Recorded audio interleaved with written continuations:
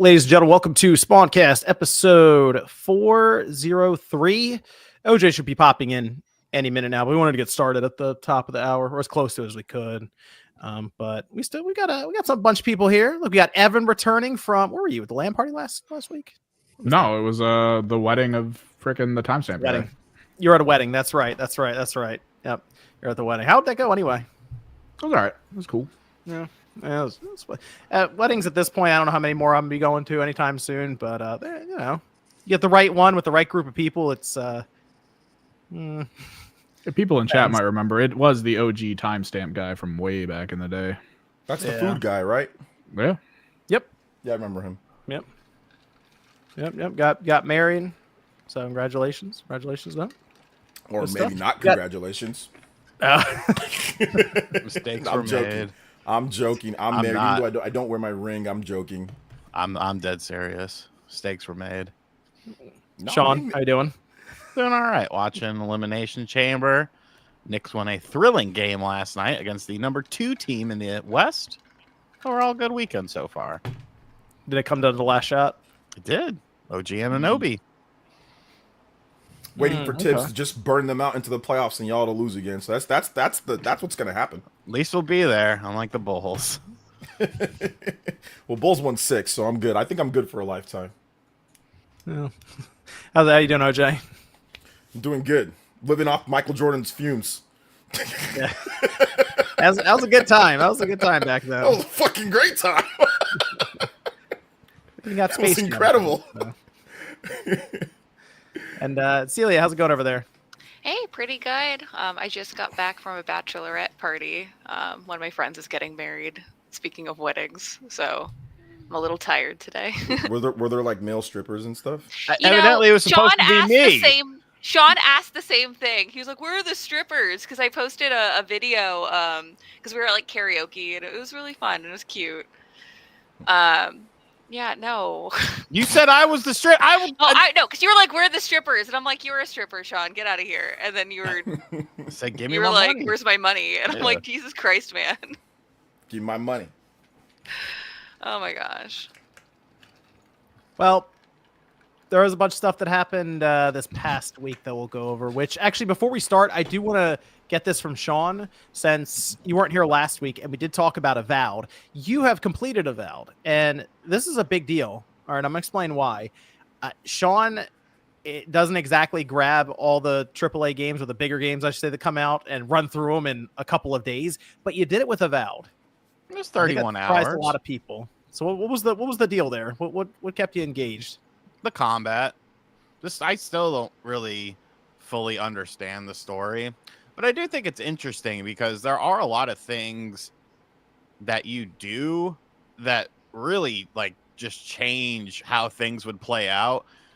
But I don't think I'm interested enough to go back and really see how they would play out because I liked my setup in the game. I mean, it's not a game of the year or anything like that, but it was something different. It was on Game Pass, and I enjoyed it. I thought the combat was really fun, very satisfying, being able to mix and match and upgrade your weapons and find different weapons and stuff like that, utilizing the different abilities. Like, there's a lot of different ways, to like play it out, and a lot of different loadouts to do. It being on Game Pass definitely makes it a lot easier, but that's just I was surprised you were like glued to the game. 31 hours in a few days, like it was less than a week, wasn't it, to play through it? I wanted to see kind of how it would play out story wise, but then I realized that it was kind of, it kind of plays out based on decisions you make, who to listen to, who to kill, when to kill them. Okay, It was good though. I mean, I don't regret playing the game or anything like that. I enjoyed it. I mean, that's good. That's the bar to clear, is no regret after beating the game. Right. No regret. Put that on the box, next time. What's the next game up that you're looking forward to, Sean? Now you're on like this mainstream AAA run now. What's the next one? Well, Assassin's Creed I'm gonna play, but that doesn't come out until I think 3 weeks. Yeah, so I don't know. I don't really know what's gonna. I mean, maybe I'll check out WWE, but that's 2 weeks. So Yeah. And then Xenoblade at the end of the month. So That counts. Some stuff to Yeah. play. It's a good release. Okay. Yeah. Wow. All right. There we go. Sean's putting the Dreamcast away for now. Getting all the. I actually have to getting all bust the it new back games. out because they just updated for like the first time in 12 years. They updated the GBA emulator, and I like saw that. a vast majority of stuff runs at like 100% audio synced and everything, according to people that have been messing with it. So I want to mess around with that. Okay. Okay. Good stuff. There you go. Sean enjoyed Avowed. I did. We'll see what he thinks about Assassin's Creed when that's up this month. We did have Monster Hunter Wilds that came out as well. So that was I guess the big release this week. And Evan, you picked it up. Yep. You said you beat the game. The story, yeah. You're through the story. Yeah, okay, cool. Just people don't know, the story isn't exactly like the majority of the game is played after the story, really, for most people. It was the same way in Rise and everything else. Just every Monster Hunter game, you kind of go through the story. Then it's like, okay, let's go ahead and just go after all these monsters with friends and stuff online and get a bunch of cool gear and loot and stuff. So that you said it took you about, what was it, like 11 or 12 hours to beat the 11 story? hours. I skipped pretty much every cutscene. Oh, well, okay, there you go. So you weren't interested in like the story of the lore, right? You're just like, let me get through, let me take out these monsters. Okay, No, gotcha. it's Monster gotcha. Hunter. You do the Okay. thing that it's named after. That's what I do. I picked it up on the PS5. I figure this would be the time to try out the PS5 Pro at this point, since there were all these issues that were being reported for the PC version. You didn't have issues though. Nope.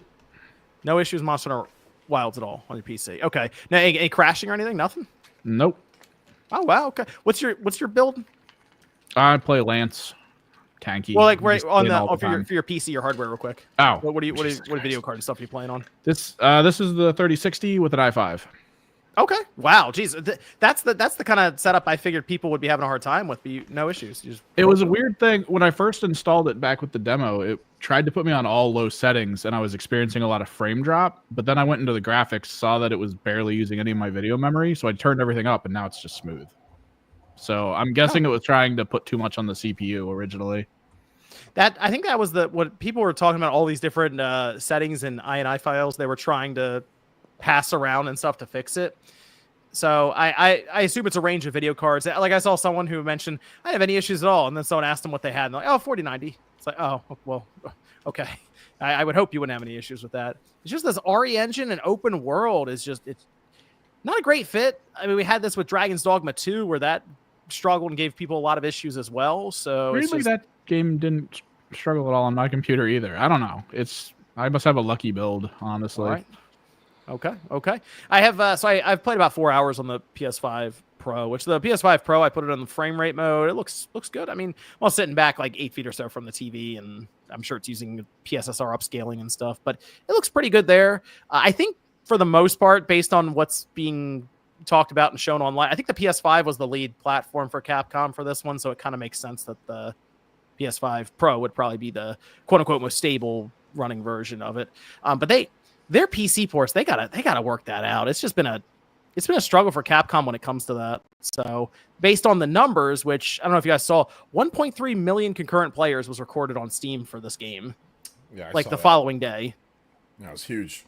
which is ridiculous. That is an insane amount of No, it wasn't the people following playing day. It all was at like once. the same. It was the same day. Yeah, well, I saw Yeah. it when it first dropped at midnight, and it hit like 700, 800,000, and then it kept climbing. And then the next day when I woke up, I checked, it was at like 1.3, and it was hovering around there the whole day, just about. So it was the launch day that it hit that, but it was 1.3 million. That's pretty impressive for Monster Hunter Wild. So I assume they're going to announce a pretty big number this week. But Evan, what'd you think of Monster Hunter Wild, since you've gone through the story now and you're working on some of the post game stuff?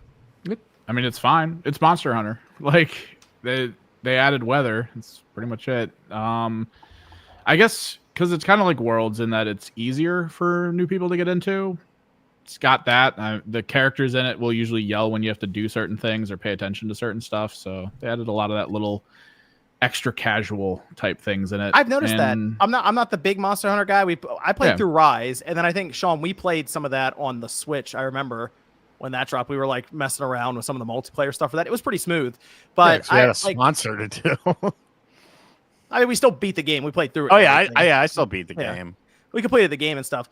But like going back to the old days of Monster Hunter on the PSP, messed around with it there somewhat. So this is another situation of basically giving it another shot and trying it. And you're right, Evan. This is probably the easiest time to get started in Monster Hunter and start playing through it, because I have not had any issues with any of the monsters that I fought at all. Like, they kind of have crumbled pretty well.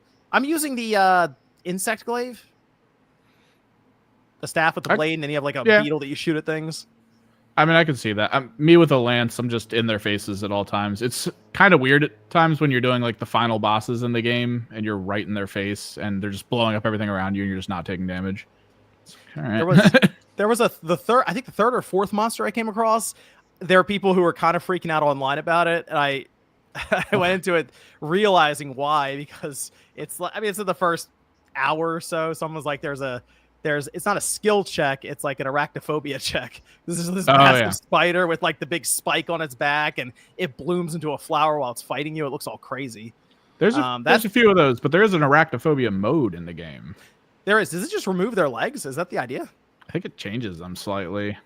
I'm not sure. I haven't turned it on. I'm fighting one right now. The other one that you get to fight. I remember in Grounded, I think it just removed the spider's legs and they were just floating like circles, is how that worked. So I don't know if anyone in the chat has it turned on. Let us know if it's what it does to the models. But I found that for the most part, the basic combos have worked fine. And the thing that is really cool about this one, and again, for the big Monster Hunter experts, let me know if this is a new thing or something they've built on here. The idea of wounding these monsters and then attacking those wounds so they explode and like parts of them will fly off, and you like have like their entire beak fall off, or their whole like tail will go flying just from like exploding these wounds that you set up. Well, parts used to fall off. It's just the pre-marking of red with the focus attacks. That's a little different. Right. Okay, that's what it was. So I know parts would fall off, but this is like, if you hit them enough, they'll build up a wound, and then you have like a finishing move that blows it up completely, which that feels very powerful when it happens. Otherwise, though, you'll be hitting the monsters, and it not as much impact, I guess, necessarily for every hit. It's more building up to like the massive like finishing attack that knocks them back. So for that, I mean, it's been good. The open world stuff is okay. Like, you could just take off out of your camp, go look for resources or other things to build up your weapons, or even just find monsters in the wild to fight. Haven't run into any of the weather stuff yet, Evan. So you say that's a big thing, the weather. It depends. If you're in story mode, usually some of the bosses you'll fight have it pre-positioned for them. So like, you'll start the fight and it'll just be a weather effect. And then once you kill them, weather effect's over. But the globe itself kind of like changes what's going on at the time when you start each fight or just wander around in general. So there could be moments where in certain areas you're just dealing with extreme heat, and then maybe it goes away halfway through a fight. Like, there's a lot of different variances to the areas where you will be interacting with a lot of these things. Okay. So my plan now is just beeline the story, because as you said, it's like 11 or 12 hours long, because I noticed that when I pick up a quest and you're supposed to go through the story, they wall everything else off. So I can't, if I try to wander off and do something, like, nope, turn around. They make your character turn around and walk back. So it's basically like, get through this as fast as possible. Then I guess it opens up at that point. I don't know if the main story feels like one long tutorial, but at least the parts I've played for the main quest, it kind of has. So I guess that's the plan, is to just spend some time here and there going through the main quest to get it done. So I'll keep playing, though. If it's that, like I said, I'm 4 hours in now, and it's been pretty quick. Like, it hasn't felt like it's been dragging on. So I'll just blast through it and then see what's up at the end of the game. Full crossplay, by the way. So PC, Xbox, PS5, to my understanding, can all play together. So, but Monster Hunter Wild is going to probably be one of the most successful games of the year, barring GTA 6 launching. So, hey, Monster Hunter fans doing well out there.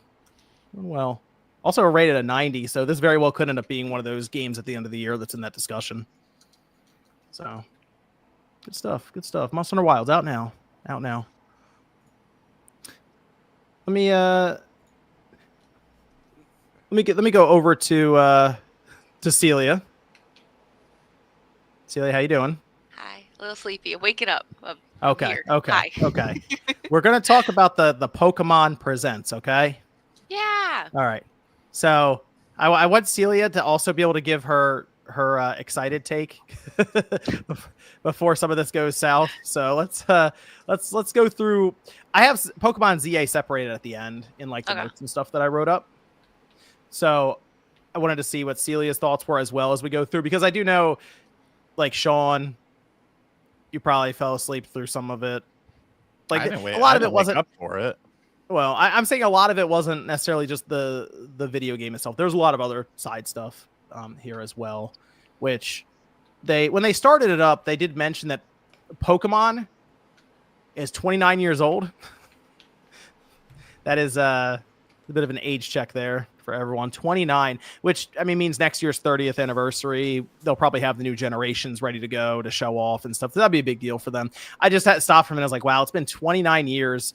Technically, since it came out in Japan with red and green, and we got it, what, like 2 years later? Did we get 98 or 99? 98. 98. Yeah. Yeah. 98, yeah. It's like 2 years later we got it. So technically in the States, 27th anniversary. But still, that's absolutely ridiculous to think back that it's been that long. No, it's been that long. Yeah. We all just turn into dust. Oh, it's been that. I remember waking up before school in the morning and watching the anime. It's been that long. Yep. Is it still 29 years? Jeez. Okay, so let's see. Pokemon Technically 27. Concierge. What's that? What's that, Sean?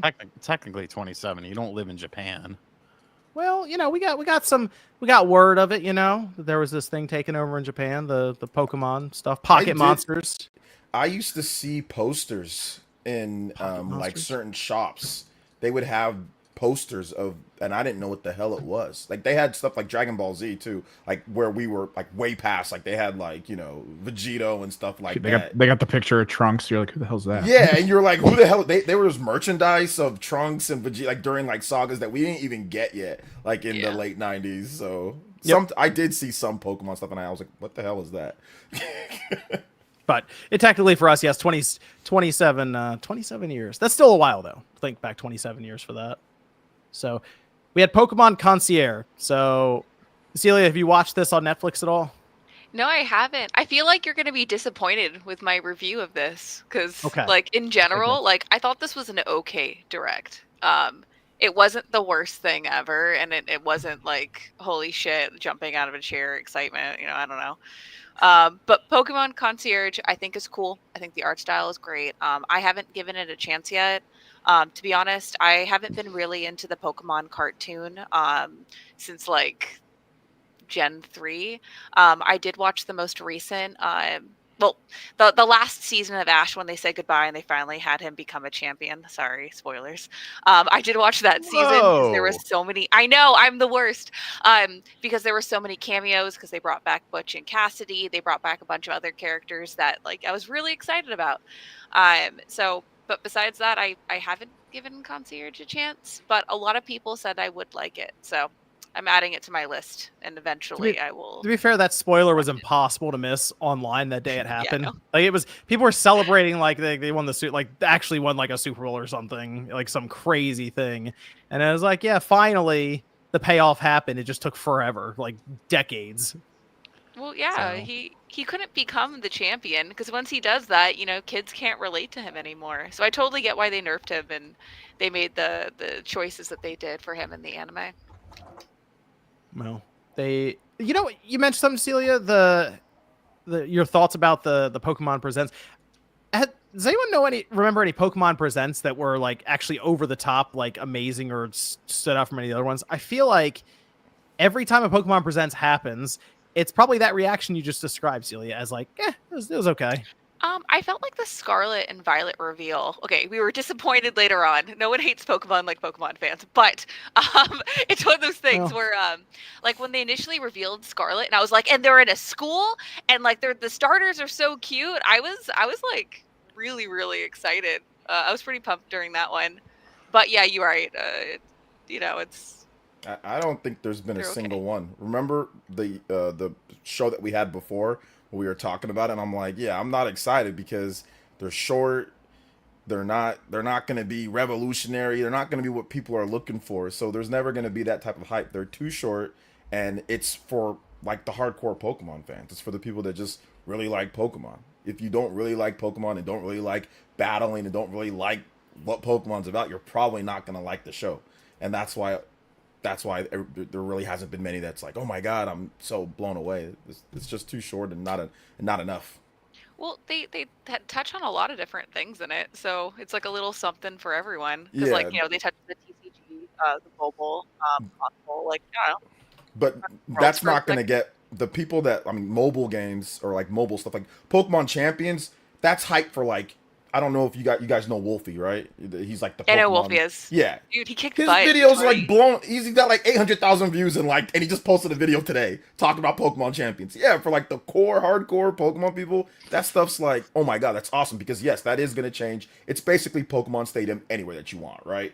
That's going to be huge, and crossplay Pokemon Home, that's huge. But for most people that don't play, if you don't play competitive Pokemon, then you're just like, okay, it's Pokemon Stadium, or you're just like whatever, you know. So I think that's the disconnect between people that are really into it and love that, and then everybody else that's like more the casual fan, or just, No, completely yeah. understandable. Yeah, I think we're just like viewing it in the lens of what we'd expect from like I don't know a Nintendo Direct, where like every single one of those games, it's on one central console, where this is like scattered around different like Yeah. interests. Yeah, I see your point. We also have Pokemon Go Tour, March 1st and 2nd. I think Ryan's the only one I know that still plays Pokemon Go, but it seems like enough. He goes to a lot of these events too. So I'll see what he thinks about that. Pokemon Cafe Remix, Pokemon Sleep and Unite updates, Pokemon TCG Pocket. Yes. Okay. Evan, Celia, you guys on this one? I am opening packs. I was expecting a new pack, so it's cool that we got that. Yeah, I don't know. I like opening Triumphant the packs Light? and I like collecting the cards. I am kind Okay. of bitter with the update, the last update with adding Pokemon tools. It feels like such a half step with battling that it's starting just to make, I don't know, things feel a little bit more bullshit. I don't know.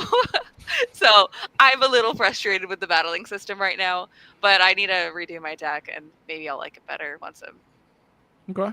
driving with And I'll jump ahead to Pokemon Champions. It's in development now for Switch and Android and iOS. And it seems like it's their new age Pokemon Stadium. So this is something that I guess we don't have a release date or nothing like that for it, but cross-platform play, I guess. But they still need to get into a lot of details for it. However, Pokemon Stadium now, I guess, on phones, on Switch, maybe I guess on Switch 2 eventually, does seem like something they would eventually get to at this point, since I feel like a lot of stuff with Pokemon is all about just collecting the Pokemon now more than ever. People get the cards. I don't see many people use the cards for battling as much as just being excited opening the packs and then putting them in sleeves. This, I guess, just them trying to focus more and more on the idea of let's battle these Pokemon. Yeah, I mean, Pokemon Champions is like something that I'm more interested in Pokemon Champions than I am like the TCG or something like that, because I played a ton of Pokemon Stadium growing up. Back then, it was like you played Pokemon Stadium simply because you have the GBA or you have the Game Boy game and you want to play it on the TV if you didn't have like a Super Game Boy. And like there was like a way to connect and play with better graphics or whatever the case is. Like that little transfer packs. I did all that and it was super fun. But once we got like the Switch, it was like you could just play on like the console right there. So you didn't really need Pokemon Stadium. That was kind of like not a thing since like I think Pokemon Battle Revolution was the last like Pokemon Stadium game that they made on the Wii. Mm-hmm. So there was really no need after that. They didn't make anything on the Wii U.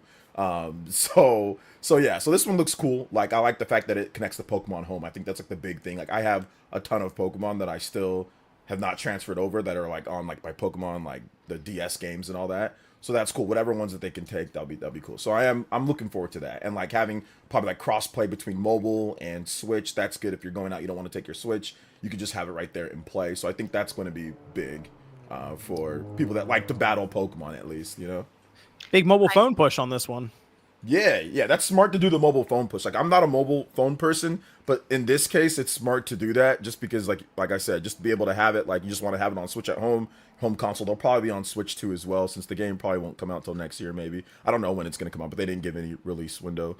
But to have it, like we can just take it anywhere, and it's not like it's like a full adventure game or anything. It's just gonna be battling, so it'll probably hold up pretty well on your mobile phone, no matter what mobile phone you have. So. just to jump on that, but I guess sidestepping a different point. So for it, okay, if I don't remember if I'm remembering correctly, but they had like the mega evolutions in the trailer, right? And also like the new sorry, I don't know what I'm saying right now. The violet, like the little hats. I don't remember the name of it, Like but like you change the types. Yeah, the terrestrializing or terrorizing, Yeah, whatever it there was we called. go. Yeah, that thing. Yeah. So they have Mega and they have that, and I'm like, wouldn't it be really cool if they like added a bunch of the different Pokemon gimmicks in there and like for competitive play to see how that would work? I think that would be really, really cool. So I hope they have like a bunch of different things in there and have new variety of play. And I'm really curious how that will look in the competitive scene. It's gonna be really cool. I loved Coliseum. Like I used to Yeah. play it a lot on the N64, so Yeah, I'm looking yeah. forward to it. Yeah, that's what people were asking about. If they're gonna have like the Dynamaxing and some of the other stuff, like gimmicks Yeah. that they've put in there. That'd be cool. Yeah, I'm down. I'm down to kind of get back into, like the Pokemon stay, like the there's like the pure battling part of it. That's cool. I used to play a lot of like battling, like play online and things. So I'm definitely gonna be into that. I hope they have mini games too, like I don't Rattata know Rat and all that stuff. I don't know if they will. I mean, that'd be cool if they I did. want Like, it. yeah, the Pokemon Stadium games, like the mini games were so good in those ones. So yeah, I hope they do. They were. Yeah. I assume the mobile phone push would help them quite a bit in certain regions like China and others where they don't get as many Switch systems in. So that seems to make a lot of sense there. And Oh, this game's gonna be huge. It's gonna be. Yeah, it's gonna be big. I think it's gonna. You be guys played the big. mini games for Pokemon Stadium, didn't you? On Battle of the Sexes, didn't you guys play Yeah, that? that's the one I won. Oh, No, gosh. what? So, yeah. When did y'all win? Oh, I forgot. You guys like cut the end of it, but we won that one. You guys sucked. It was awesome. Everyone, go watch it. Then we went into so we did go into Pokemon Legends ZA. Oh wait, hold on, John. Sean's been fighting for his life over there in the comments the whole time. I'm not. Fuck, I ain't fighting no one. Dongle. This person came into my chat when we were doing the show, and I was like, I had to stop. I was like, because I couldn't really see. I was like, is that you or is that a fat John with long hair? And he was like, no, it's a fat John with long hair. And I was like, oh, because like I just looked at it from like how you see it in the chat, and dude, it cracked me the fuck up. John, if you didn't take care of things a while ago, that could have been you, bro. Could have been me. Not with that hair though. Yeah, I know. Maybe. Timeline. Get What, the the extensions, turkey? man. Get the extensions, John. My wife will hook you up. She knows how to do it. All right, Sean's sorry. Sean had a whole episode over the last 24 hours with this game. It's not even necessary. Pokemon Legends ZA. It's all the glazing for it, and it's just like it's absolutely ridiculous to me. It's absolutely ridiculous. Well, they did show it again. This time they actually showed the game, whereas before they kind of gave us almost a blueprint look at the idea of it being all in one city, which they have as Lumios. And yeah, it's going to take place all in this one, I guess, larger city. Starters are Totodile, Tepig, Chikorita. They have wild zones, so there are sections in the city where Pokemon exist, and I guess when you walk in, it then turns it into kind of like a wild area with tall grass and like the older Pokemon games. And they have the battling. It's done in real time, so that is the first time we've seen that in like franchise history. Is the idea of not having a turn-based battle system. It's all real time with cooldown bars and everything. And they did have Mega Evolutions are in. It's coming late 2025. There was no Switch 2 logo or anything on it. So at this time, it's Switch. Could be an update or something down the road that we don't know about, since Nintendo's not saying anything until April 2nd anyway. So there you go. But that was pretty much it. I did write down, though, in my notes here, graphics are rough. I said remind Sean, or no, hold on. Point out to Sean that the balconies are images on the side of the building. It's fine though. It's fine because I sent him a message about it. What were the reasons that I gave today? The Pokemon Company doesn't focus on graphics, so that just gives them a pass. It's a kids game. Once again, that gives them a pass. I'll wait for the Switch 2 version because waiting for that Scarlet and Violet performance patch, that really worked out well for everyone. That's the Switch too. The hardware's it's just patch. like it's not an issue. It's not a hardware issue. I could sit here and name 100 games on the Switch that look, at the very least, like they belong. I will say it doesn't help any that Xenoblade Chronicles X is out in 3 weeks after seeing that. That's not helping their case right now, and that's right around I hope the people corner. buy that, too. I had to say that on Twitter. I hope people love using Monolith Soft's games as props. I love Monolith Soft. I'm a huge fan, but the prop usage of Monolith Soft games have to stop whenever there's a Pokemon game, unless all these people that are using it buy the damn game. It gets more likes than people buying it. So I really hope Xenoblade Chronicles X does well, because I've seen so many people use it. The franchise is on the up and up right now, though, right? Xenoblade Chronicles 3 did really well. This could be, I assume, for Chronicles X, this is going to be a big jumping off point for that. People did this. Wii U. I'm happy with Xenoblade Chronicles 3. I don't want to turn this into something different because it's not about Xenoblade, but I'm happy with it. But people did the same thing in 2022 with Xenoblade Chronicles 3 and compared it to Legends, and then Legends absolutely demolished it, even though Xenoblade 3 has such good technology for the Switch, at least, built into it, and people were talking about graphics like crazy. And then immediately I said, did you buy the game? They'd be like, no, but I compared it, and it's like, it's just frustrating. That's just from a Xenoblade fan. So I don't know if these are even Xenoblade fans that are doing it. I think it's just people that just want to compare it. But I hope people actually pick up Xenoblade, because Xenoblade does look incredible. Like, it does look really good. Yeah, Xenoblade Chronicles X looks incredible. I mean, all the Xenoblade games look pretty good. But just for what Switch could do. So I'm hoping that it helps, since so many people bring up Xenoblade X. Yeah, so Legends EA, that seems to be the big sticking point right now. Actually, the people who have looked at the gameplay aspect are like, oh, cool, real-time battles. Interesting. That's neat.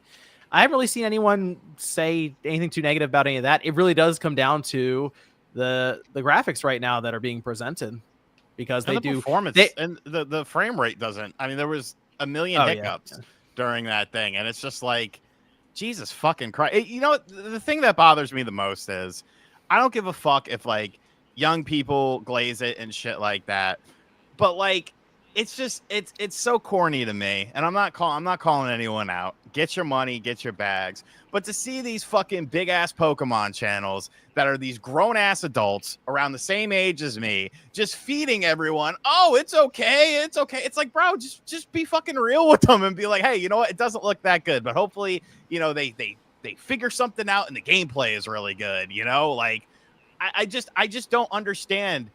If this was any other franchise, if this was any other company, if this was if this was a Mario game, if this was a Zelda game, if this was a God of War game, if any other big game looked and ran like Pokemon does, people would crucify it. But even the gaming press is illicit in this. It'll still get high scores no matter how it looks and performs and runs. And it's people are crucifying Pokemon Online, though. People are, and it got terrible. Pokemon Scarlet and Violet got terrible review scores. It's got one of the lowest scores of ever for a Pokemon game. It was still too high. Yeah, and it's still sold. That's the problem. That's the problem. It's gonna sell. It's gonna sell. People are gonna sell because they like the game, because they think the game is fun. That's why the game sells, not because they don't the know any graphics better. and performance. I'm sorry. It's because they don't know any better. Sean, listen, I'm with you on terms of like the performance, and I've complained about it too. And I don't want to make it seem as if I'm not, but you've got to realize that people do not care like we care. Just like they just do not, and they like the game because it's fun. If Pokemon was not fun to them, they would not buy this game. If it was not fun, they wouldn't buy the game. I guarantee you they'd be like, well, the game sucks. Look at games like Pal World. People played it. They said, this is not fun. You said the same thing. This is not fun. I don't like it. Or look at Digimon, or look at other games. People don't like the other monster battler games. They don't like it as much as Pokemon. But do you think they buy it because it is Pokemon? Or do you think, you get what I'm saying? Like, if you I've got a lot of Pokemon I've got a lot of Pokemon fans that I watch a lot of channels. They buy it because of what Pokemon offers in terms of the competitive gameplay and what it offers overall. Competitive wise and all that, if you play Pokemon Scarlet and Violet, you talk to, like I said, some of these hardcore guys, I'm telling you, they'll tell you how great the game is because you're not out in the open world and having all the frame rates. It runs just fine if you're playing competitive or if you're doing your battle strategies or whatever. That's why it's so popular, because the gameplay, and nobody offers that in terms of like an alternative that are people that are willing to play.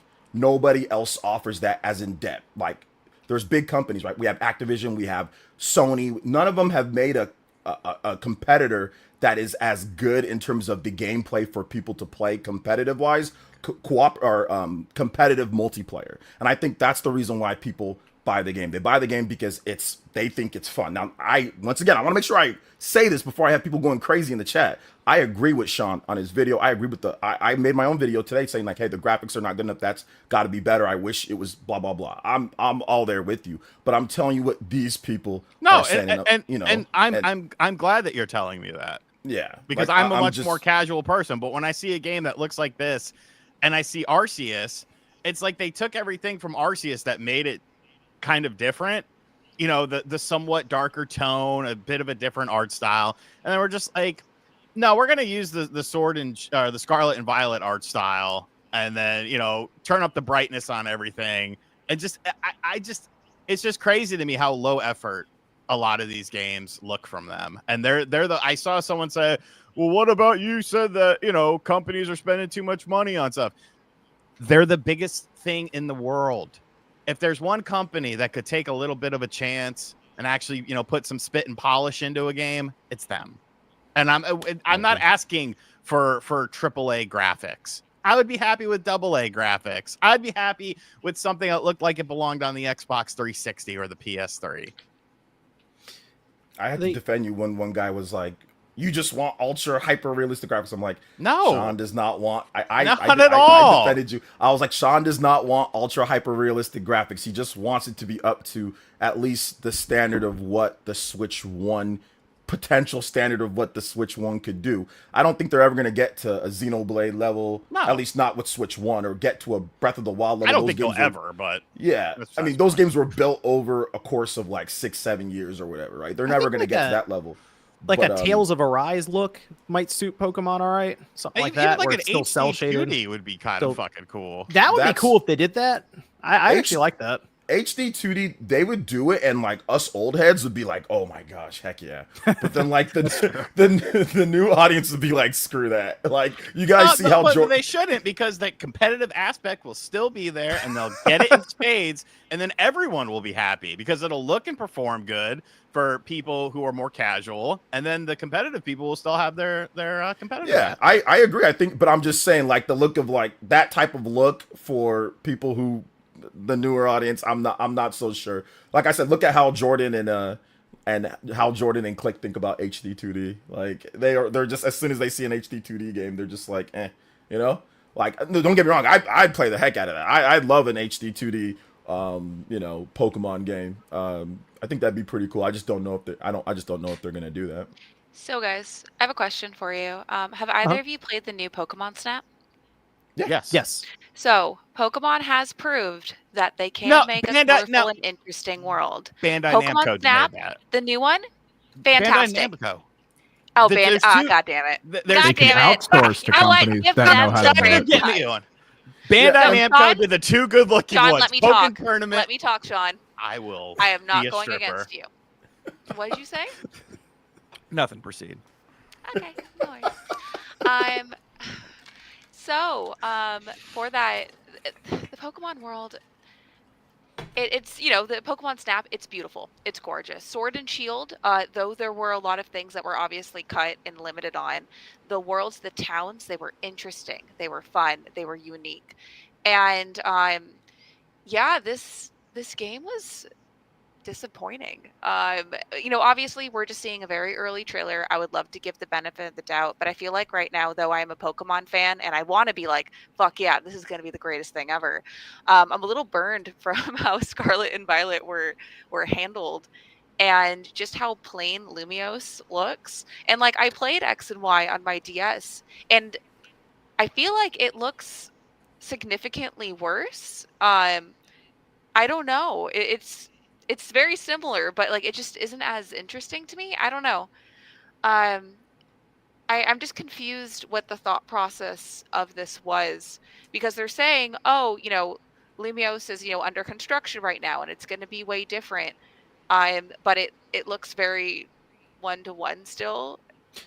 I'm confused what direction they're going to be going with that. You know what when I was looking at this, Celia, the thing I was realizing is the city itself, every time they showed it, still kind of looked the same. I was hoping they'd have different like biomes or something you would find and come across like one that was completely overgrown as almost like a forest area or forest level. Maybe one that was like it was the power plant of the town and it's like kind of electric based, and that's kind of what I was thinking. But when they showed your character teleport to the top of the roof, I was like, oh, hold on a minute. Is this going to be one of those situations where you don't really go in many of the buildings, you just kind of walk around them, and that was the thing that I saw, and I was like, ooh, you crazy? Okay. You think it says True Crime Streets in New York? Well, Jordan Fringe. Hi, Jordan. Hello. What's up, Jordan? How's it going? We were talking about the Pokemon Legends EA. Yeah, no, I figured I had to kind of jump in and talk about a little bit of this stuff. And don't assume, OJ, don't assume my opinions on HD 2D stuff, okay? Well, I just said what you said about HD 2D in the past. Yeah, but don't assume I poo-poo it and think it's like, ugh, that's disgusting. But you did. Yeah, but don't assume I still feel that way, okay? Oh, okay. Okay, my bad, brother. That was years ago. Okay, my bad. To the chat, I did assume that Jordan feels that way because anytime that we brought it up, Jordan would be like, "Oh, what the hell is this crap?" And I'd just be like, hey, you don't like it. It is what it is, you know? My bad. No, you're good. I'm just messing around. Yeah, it's all good. So Pokemon. All right, Jordan, hit us with it. Yeah, Pokemon did the unthinkable, and that was delay, at least as of now, delayed Generation 10, and have ZA be their only game to come out this year, like for anything like that. And I don't know, it's an interesting choice. I do hope that it means the best for Gen 10 and what they want to do. I think when they announced the card game, like showed off like right after the Pocket stuff, and they showed off Megas coming back to the card game, that kind of solidified that the card game has another year in it that they're ready and already planned for. So Gen 10 was not going to be a possibility after that point happened this year. Because all that works in, I've talked about it years. I think probably the last Pokemon cycle, I talked about it on here about how that all works in tandem. But ZA, I do hope for the best for it. I'm excited for several reasons. I do, and I say this with love, I do think the trailer, what we were shown, underwhelming. And that's from me, a diehard Pokemon fan. Play the games, love them, all that. The trailer didn't show off enough, didn't show off anything interesting enough. I think bare minimum, show off a new Pokemon, show off a new Mega evolution, especially when the trailer is built upon the back of Megas are back and look at how cool they are. And I didn't feel like we got enough of that. And it, at least from what they showed in the world, a little empty, felt a little empty. I felt that Arceus had a lot more to prove and was a lot of fun. And I think that ZA will be fun. I just don't think we saw enough of it. It wasn't the hype that we waited a year for. It didn't feel like that to me. But I'm still excited for it nevertheless. I think there's a lot holding back for the 30th anniversary next year, and we're going to get a year of a couple cool things, and that's really about it. But yeah, I see why everyone is back and forth with different things on ZA. I understand completely. So I don't know. Where are we kind of all at with this? Like, yeah, I have a few questions after watching the trailer of like how far in the future is ZA for the game because they mentioned the rebuilding, but it doesn't look like that much, and it's like, okay, has it been 2 years? Did they just sign these plans? Is it 100 years? Like, I don't know. They made a point that it was in the future. I'm just curious how they're going to go about that. One nice thing to say about the graphics is that it's how I remember the GameCube graphics. So on that note, a little nostalgic for me. So I think that's cool of it. I'm just confused why they did 2 Gen 2 starters. All 8 Chikorita fans are very excited about this. I am one of them. Oh man, I love Chikorita. Ariel. People hate So- Chikorita, and I don't know why. Back when Gold and Silver came out, Chikorita was cool. I guess people don't like Chikorita anymore. I No, like it's just Chikorita. like less popular than like Yeah. Totodile and Cyndaquil. Yeah, Totodile Chikorita's was like- cool. I saw Chikorita and was like, "Fuck yeah, that's mine." So Everyone likes I'm one of Chikorita, the or everyone likes Totodile. Totodile's like, you got to pick Totodile, otherwise you're a buster. Like, yeah, but then Cyndaquil is really popular too. I don't know. They all hit. I was confused if they did 2, why not just all 3 then for Gen 2? I don't know. I do like T-Pig though. He's cute. T-Pig. I think is that's how it you called pronounce T-Pig or the Tepig? I don't know. We had- I always I say call him things Tepig. wrong. I hope it's. We had Tepig. Cyndaquil Okay, and Tepig. we had Cyndaquil and Arceus, didn't we? We did. There was a Yeah. there was a new Bring him form of back. Cyndaquil. There was a new form of Cyndaquil in Arceus. It was Thank a, you. a Okay, I Ghost thought and so. Fire. Yeah, Ghost and Fire Cyndaquil. It's awesome. Yeah. Yeah. I do Or, wonder sorry, if we go around the Typhlo- town. Typhlosion. My bad. Yeah, Ghost Typhlosion. and You good. Typhlosion. They said they're like Please rebuilding don't- it. Oh, to mess it up again. maybe we do actually rebuild the town as we go along, and they just haven't shown the biomes or anything different because it did look very samey as they were kind of just panning around and showing different parts of it. So that's Oh, go ahead, sorry. Celia. Oh, and then this last thing I want to note on, I am very concerned about the battle system of like how that's going to work in real time. I don't trust it to go well. Oh, I think it's guess gonna be kind of to say it. janky.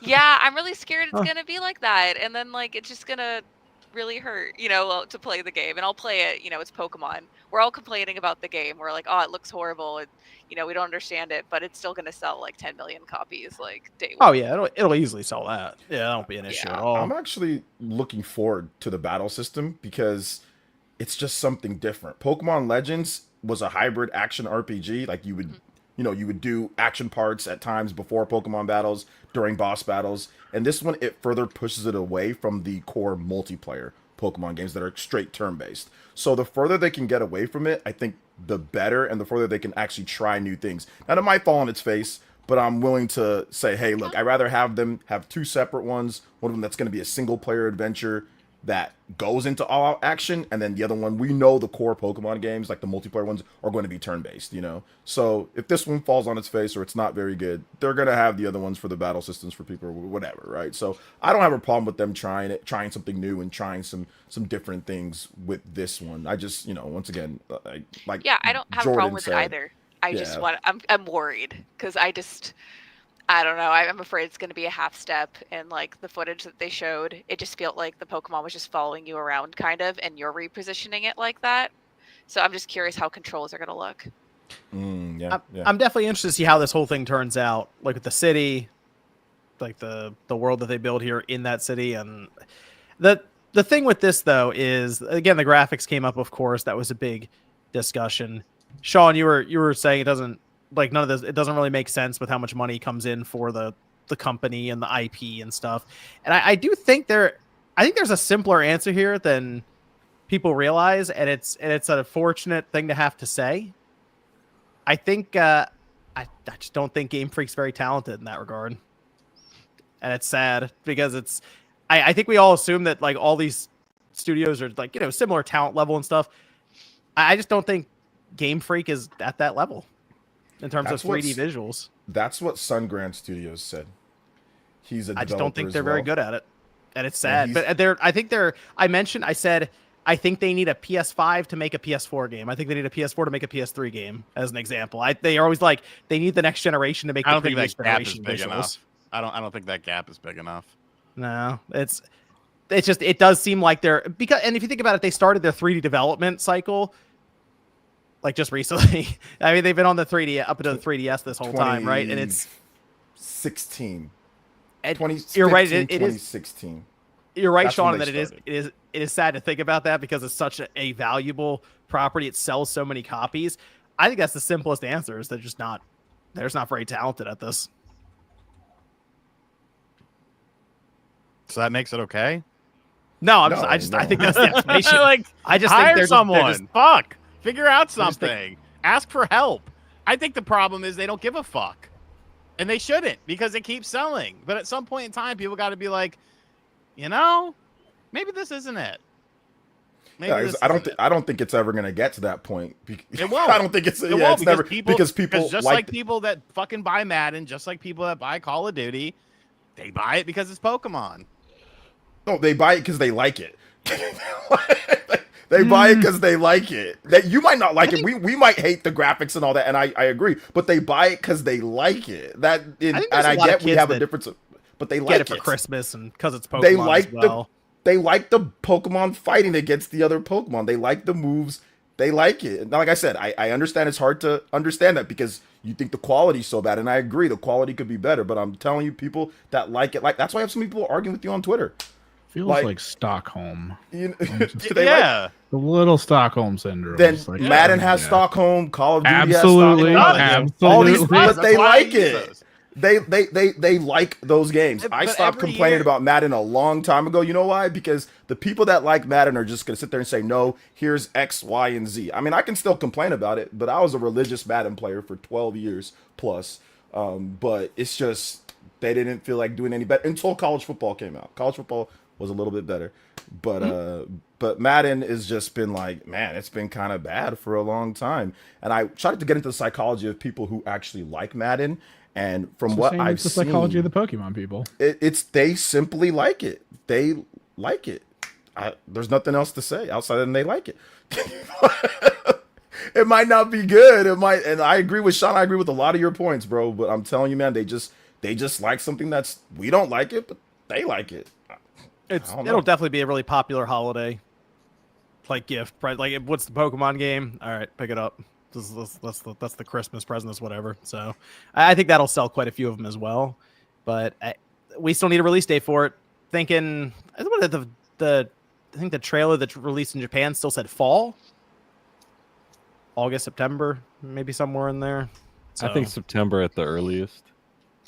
Okay, so we'll get obviously more of a look and stuff at it before then with the release date. So maybe they'll show off some other elements of the game that get people even more excited or on board in the first place. We'll see. That was the Pokemon Presents. So yeah, Jordan, I when we were starting up, I realized that next year would be the 30th anniversary. So that would make sense that we would hopefully get some. I think that's the time, by the way, to do the. People always call for it. Every time we get a Pokemon Presents or some kind of event, people go, "Oh, here, this is it. Red and blue are going to NSO." The 30th anniversary would be the time to do that. Yeah, I think there's going to be a lot of stuff next year, and that's why it felt like there wasn't a lot this year that they had to talk about. At least, so far. There was a lot of speculation going into this, like, oh, they want to get stuff out, that it's out there to celebrate during the 30th anniversary. But it really looks like the plan is to announce it on the 30th anniversary and spend that 30th year with all the new stuff. Because I don't think we're going to be waiting longer than this one extra year so they can have Gen 10 be on their 30th anniversary year and have the black and white remake games come out at some point in that year as well and do bigger things. I really do think that Gen 10, with the extra time put into it, will be something that hopefully can at least make someone like Sean go, okay, it looks like there's some changes here. It looks like something has improved. And by that point, we should have a Switch 2. We should have better power, and they should be doing bigger and better things. And I don't want this always to feel like with Pokemon, it's the next one. Oh, it's the next one. It's the next console one. It's the next this one. But hopefully with how vocal everything's been and seeing changes like skipping this year and pushing the generation back. Right. I do think that's a big step from the company. It may not look at that forward facing to the general public, but I think behind the scenes, I think that's a big deal. and I think that's only going to lead to better things for what the future of Pokemon is. And I can only hope for the best for it. It still deserves all the criticism out there. If you're not impressed by it, that's fair. If you're excited for it, that's fair. You think they're going to start the 30th anniversary talk at the end of this year? Just start hyping it up and logo out there, the whole thing, as they head into 2026. I'm not sure. It might be possible. I can't remember what they did for like the 20th and 25th, like how early they started teasing some of that stuff. But I'm sure we will have a logo. And yeah, I mean, sure, color. I do like that too. That's a Copymon. That's a good one.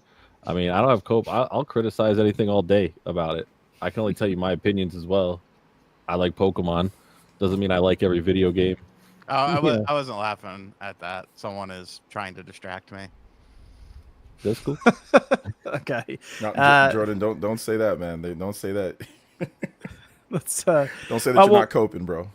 We'll see. I am coping. What do you want me to say? I don't care. Either way. I want you to say that you're angry and you're mad. I'm angry and I'm mad and I'm also coping and I'm also a shill. Yes. Whatever. Keep going. Mm-hmm. Is this what you want? Is this getting it for you? Yes. It's not quite. Say some more. No. I don't know if we can stream this, OJ. Let's wait, hold up.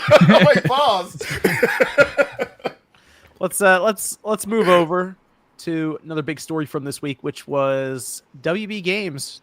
We got some studios shutting down, and this came out of nowhere because we had gotten an update on some of these studios. Jason Schreier had posted that we were going to get like a follow-up to Hogwarts Legacy. We were going to get a new Batman game that was being worked on. Wonder Woman got rebooted.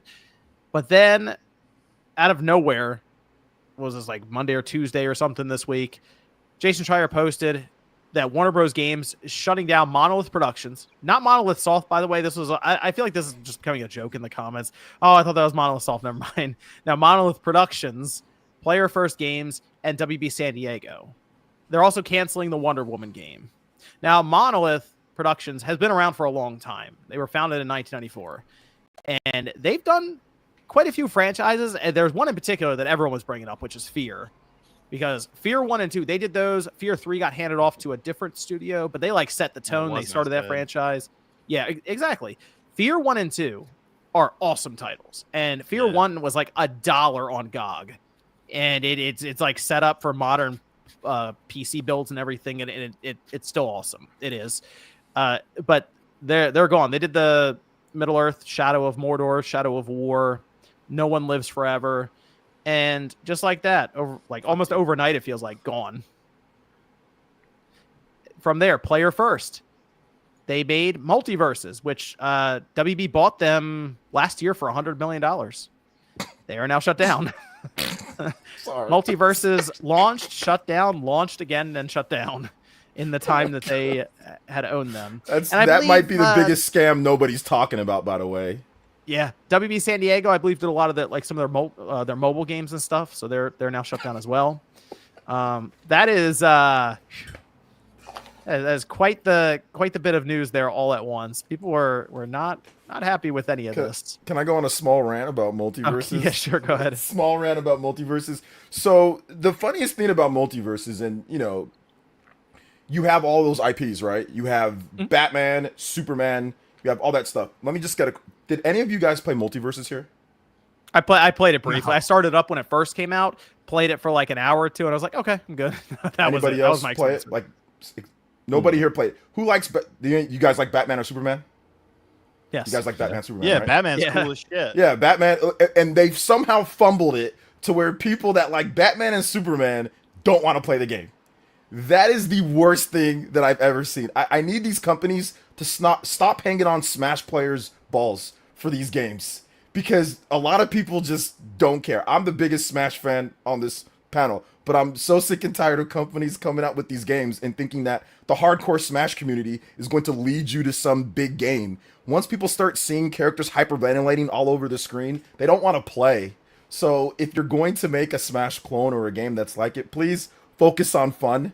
Focus on the game itself. Focus on that. Stop focusing on the Smash community, where most people don't even care about these people wave dashing and all that. Don't get me wrong. Have it in the game if you want to, but please stop making it seem like the whole focus is on that, because I don't understand how you fumble that type of bag that you got. By the way, that was Fighting Game of the Year, and that was also MPD winner. So people spent a lot of money. They made a lot of money off of that game, you know?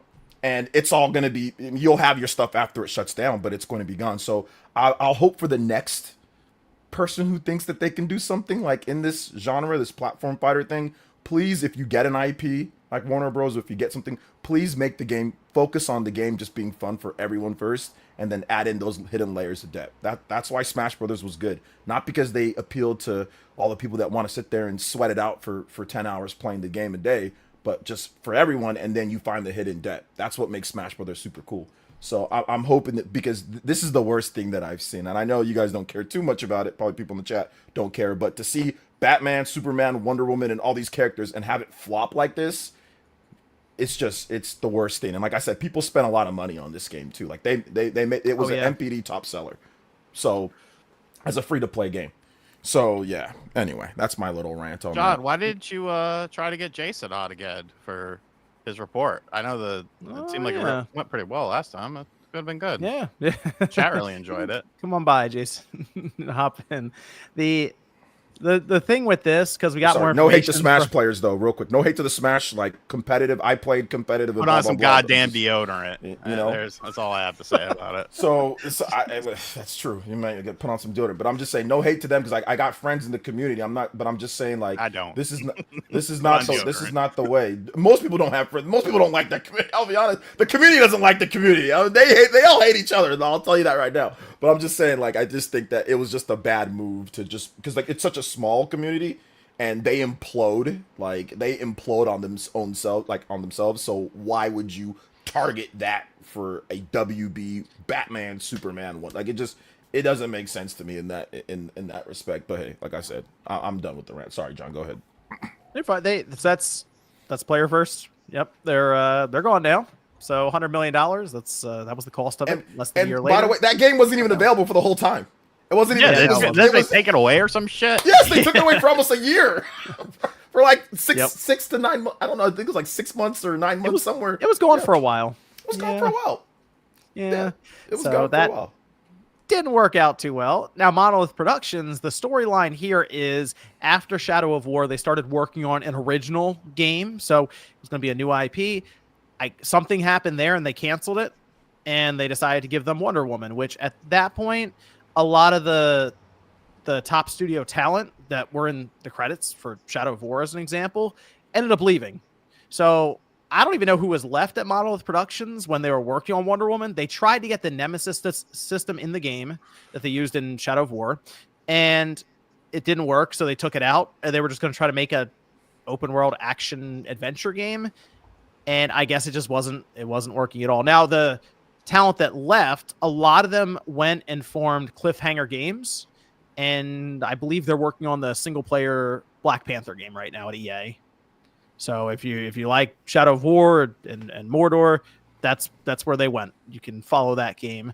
But this is probably one of the biggest fumbles I've ever seen by a publisher. WB Games is, I mean, it's just incredible mismanagement for this whole thing from the top. It is just Are you surprised? It's impressive.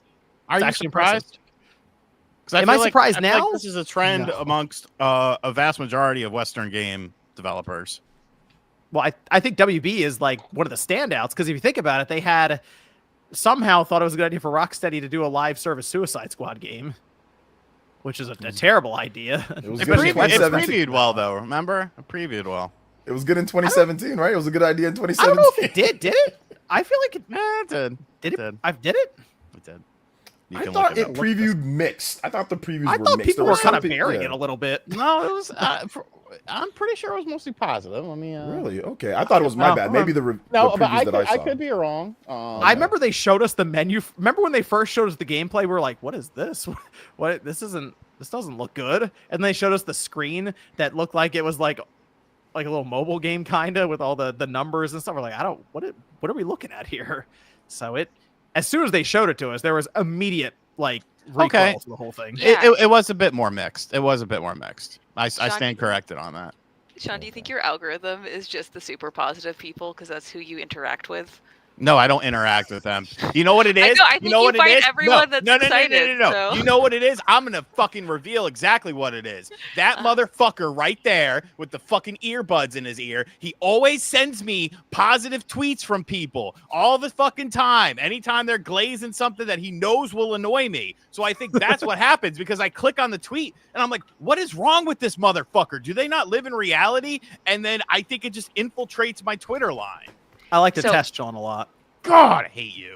So you're blaming John for your... I mean, he probably should. He probably should. I have to do a lot of writing and research all day, and I just come across all this stuff. And half the time, it's even articles that I send them. You doing hundreds of hours of research there, pal?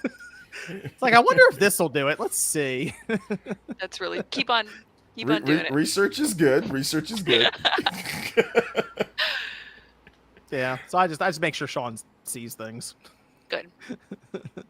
You know, with Suicide Squad and with WB, yeah, it seems like they're definitely like, and also Mortal Kombat 1, that was, I mean, it was okay, but there was definitely some issues there too. So even in their successes, there's been a few things, but it looks like they're going to be doubling down on what's going to work for them. What did they say, John? They did say Batman, Mortal Kombat, yeah, Hogwarts Legacy. Are the Game of Thrones games that they make good? Game of Thrones. They also said Game of Thrones. Thrones. Yes. Is it going to be good? Probably not. The only Game of Thrones games I know about are like the mobile ones. Like I know there's one on like Netflix, I think. So I'm just curious how that's going to work out. Can I ask a question? No. Mm-hmm. And you know, I am a fan of women. Let's get that out of the way. Here we go. Sean, I'm going to ask something What? stupid. No. No, the way that you're preferencing this is just like because I have female friends, but and that's like the shittiest thing you no. can say. Okay, It almost sounds like I got a black friend, but it's almost I'm just asking. Does anyone think that $100 million+ Wonder Woman game was a good idea? Does anyone feel that? I'm not a big superhero. I'm asking honestly because I'm not a misogynist, but I'm also not a big superhero guy. I am a popular that I am a Wonder Woman fan. She's OJ one of my is a misogynist favorites. as well. Okay. What? What? No, I'm a fan of Wonder Woman. Oh, okay. Okay. Sorry. Yeah, I'm a Wonder Woman misheard fan. She's you. my favorite. She was my main in There was just Multiverses. There was just an elimination on the elimination chamber. Oh, okay. My bad. Yeah, I'm a fan. She was my main. I used her in Multiverses. She was my main character. I like Wonder Woman. I like her a lot. I don't like the movies are okay, but the person who plays Wonder Woman, maybe not the best actor, but that's okay. But like I do like the movies and I do like Wonder Woman and all that. And I thought it was a good idea if they can make a great game because Wonder Woman's a cool character. She has an invisible plane. That's cool. Well, maybe that's not that cool, but that'd be cool to see how they implemented it. She has a lasso that's super dope. She's really strong. She's fast. She's a dope character. Like even in Multiverses, she was dope in Multiverse. Like what they did with her in Multiverse, it was really good. Like I watched and all that. The 80s. What was it? Linda was the woman's name or something like that? I forgot. Wonder Woman in the 80s. Linda Carter. Yeah. So here's the situation with that, Sean. I think one of the reasons they ended up trying that is because they most likely looked around to see what's a relevant IP we can use from our catalog of a bunch of different heroes and stuff. And the Wonder Woman movie in 2017 grossed like almost $1 billion or something. Mm-hmm. So in their mind, they're like, oh, let's see if that works here. At that time, though, Wonder Woman 1984 had come out and it didn't perform well at the box office. Flopped. And they think it was because of like the pandemic and stuff. So in their mind, they're like, okay, that's why. But video games are up right now, which we've discussed a lot, right? It's like, oh, look at the explosion of sales for games. Let's now try Wonder Woman here. That would be my theory for why they went with that. Yeah. I still think, I mean, the character's popular. Wonder Woman's still a cool character, and it's about the gameplay. If the gameplay was going to be dope, then, I mean, I see what Sean's saying, because what have we gotten Wonder Woman, you know? In the last however many years, there's been no Wonder Woman, like, video game stuff, right? So how well would, like, do you want to invest $100 million plus into this that you don't know how well it's going to do? It's one thing to have Wonder Woman as like a side character, as like a part of like a Marvel or like a DC Ultimate Alliance or some type of game like that, but as a lead in a video game, like I can understand that. But I mean, the people that were working on the game were very competent, right? It was Shadow of Mordor people, like definitely more competent than Game Freak. Yeah, well, that's true. Well, Game Freak's still around, but I mean, but that's true. I'll give you that. when they cancel. But I see what you're saying though. Graphically, 100%, graphics wise and all that, blow Game Freak away. I agree. When they canceled their original project, a lot of the people left, and I assume they said, well, we can either hope that the people left over can make a new IP again, or we can give them something that is already well known and successful. Let's give them Wonder Woman. Let's see what happens. Didn't work. Probably in hindsight, a bad idea even. So now Monolith Productions is pretty much gone now. You know what sucks though, man? It's like one mistake and cooked. Ooh, Green Lantern game. Like, why is it one mistake and they're done? For all the good that they did over the years? Because they didn't do good in a very long time. It has been a bit, right? Because it was Shadow War was 2017, right? Was it 2017 their last big game? Yeah. Shadow War. That's 8 years, man. It's the investment cost. It's like, okay, there's our $100 million video game and it's failing. So now that we lost this money and we're losing everything we invested in our plans, we're gonna cut more losses and kill the company. Damn, that's rough, man. That tax rate Could have been any company. It could have been Monolith Soft. It could have been whoever was tasked with something like this. It's gonna happen to them no matter what. They're the scapegoat that gets the sword. You know, not the top. They'll be fine. Yeah, I agree. Normalize They made firing Condemned. CEOs, like They're for gone. bad financial decisions. I'm just throwing that out there. Yep. So there you go. Hey, Condemned still a good game. Good Xbox 360. Oh, did they make Condemned? I didn't know that. Okay, they did. Condemned 2, very underrated. There's a beta on that game. Multiplayer. That was stuff. Condemned was crazy, man. That's what I mean. Monolith did some impressive stuff, like in terms of even the tech around the games, Nemesis system, Fear. If you check that, I mean, go play. They did Fear too. Yeah, they did Fear 1 and 2. Damn. They handed off 3 to another studio, but yeah. Oh, okay, Two. but they did the Fear games 2 as well. Okay. Yep. I'm sorry. Yeah, they did 1 and 2, and I mean, like that first Fear game, it's still really good. Hold up, I think right that's now on PC. I'm gonna have to change my mind. That's a bad. I see what Jordan said, but that might be a bad idea to let them all walk, right? Yeah, that's the thing that was weird to me. They all left and they went and made a studio, and then EA immediately was like, "Hey, come work with us." But then they took a licensed IP in Black Panther. I figured they wanted to make their own IP, and that was the whole reason they left. But maybe they wanted to make a Black Panther game. That's a lot of talent. I get that they're trying to down. That's a lot of talent to let walk away. Like that could probably make you something good if you had better management. You know? Yeah. The WB management, and that's the story that went out was that there's a lot of back and forth miscommunication and poor management from the top. They specifically pointed to a couple of people and named them and everything. Most of the time, this is management issues. Like when you have stuff like this, as I've worked in big business before, I'm telling you, man, when things go wrong like this, bro, it is most of the time it's like ass tier management. Like most of the time. I also think one of the downfalls of WB was getting rid of the frog. He was fun. Whatever happened? Double, you They had good shows on there too. Remember they had that one show that was like the fake Married with Children, but it had a redhead chick instead of Christina Applegate. They had the Wayans brothers. Oh yeah, Wayne's Brothers was a great show. That was a great show. I love the theme That was a very song. good show. Yeah. I don't know if I could sing it on here in 2025. I can sing it. We're happy. No, I'm joking. I'm not gonna sing it. Okay. We're brothers. I'll happy. Singing and we're colored. Give me a high five. Give me a high five. Yeah, that show was awesome. Yeah, I'd happily ever after. It had like a fucking rabbit or something in that shit. Bring back the WB, man. That shit was tight. Yeah. I will say for the studios that are left, man, Rocksteady, you gotta make sure this Batman game hits that they're working on right now. I'm hoping for their sake it's Batman Beyond, because that would be the one that would probably like work for them. Right now, I feel different enough. If it's just like a run of the mill Batman game that comes out and does like okay, and that might be down to Rocksteady even. WB just looks like they're ready to cut expenses and do it soon and quick. But aren't you surprised that Rocksteady even like managed to survive?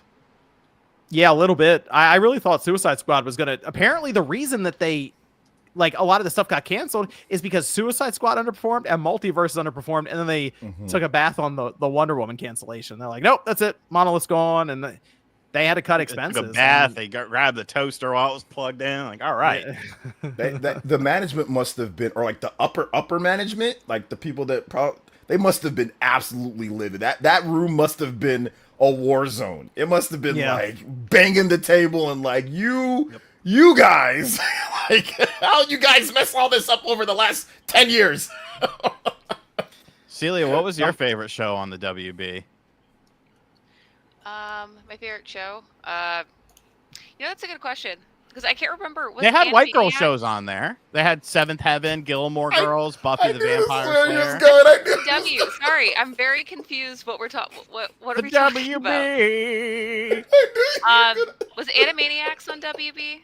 Yep. Yeah, that was Fox. Fox. It was Fox and but the it was WB based as on the well Warner as Brothers. WB Kids. Oh, okay. So Because they There's came out of that. Jimmy the Warner Fox Bros. shows Tower. on there. There's That was Tiny a good one. Toons, Gilmore Girls. Dawson's Creek. I don't want to wait. No, I watched Gossip Girl. I watched a lot of that. If you remember. What about that One Tree Hill? I never watched One Tree Hill. I did watch some. That's a white girl show. Was Buffy on that, or was Buffy that was? Buffy was from Buffy was. 97 to Buffy was great. 2001. Charmed. Angel was also on I there. watched some Charmed. I watched. You guys, why is no one bringing up the PJs? I remember the PJs. Yeah, I don't really it started off as a Fox show, but then it went to the WB for. Jordan, it's a choice that I'm not bringing up the PJs. That's messed up. Smallville. They had was on Steve Harvey show with Romeo. R.I.P. Romeo. Man, which Romeo are you talking about? The guy's on the show's name was Romeo. Oh, There's a Cameron song where he's just talking about people that passed away, and one of the lines is the other Williams sister, Romeo from Steve Harvey. And I don't know why it always just stuck in my head. Oh, okay. Parenthood, that was a fun show. Good show. Still don't think they're better than like Prime Nickelodeon, but yeah, still good. Bro, nothing can really beat Prime Nickelodeon. I'm sorry, that's still like the gold standard. Yeah, I watched what's it called? A thing on what was it? What's that show? Salute Your Shorts. That show was actually kind of goated. Oh no, yeah. We run and jump, we swim and play, we row and go on trips. But the things that last forever are our dear friendships. Camp on Awana, we hold you in our heart, and when we think about you, it makes me want to fart. Say it right or pay the price. We have shared a lifetime of the fondest memories by the lake of Anawana set in the old pine trees. The fact that you remembered all that is really cool. Bro, that's like my whole fucking brain is just like 90s TV shows. What about Hey Dude? I watched the thing on Hey Dude as well. I didn't fuck with Hey Dude because I didn't like cowboy stuff. Hey Dude was back burner. That was if I have to watch it. Okay. One more, and then we can move on. Pete and Pete. I thought that show was really good. That was a classic. That's a classic. Yeah. See, Fable did get delayed out of 2025 into 2026. You can't do any super chats, man. What are you doing? I was going to do super chats, and I was going to do the community, the mailbag at the end as well. Your show. I mean, you usually do it at the 1 hour mark. But how about I'll go through the super chats now, then we'll talk Fable, and then we'll roll into the mailbag because we actually got a bunch of mailbag questions too. All right. Let's see. Andy Ackerman says, Sean, it's spelled C-N. That's C-N. How do you spell lawn? L-A-W-N. Like you're mowing a lawn on a John Deere and you're jiggling on it and someone's watching lawnmower. you. Hold up. Don't tell John about lawnmowers. Yeah. To get upset here. You got beef with a lawnmower, John? Yes. You weren't here last week. John has issues with lawnmowers. The whole thing. There's a problem. Quest for Glory says, Celia, do you use that CRT TV behind you? Yeah, I do actually.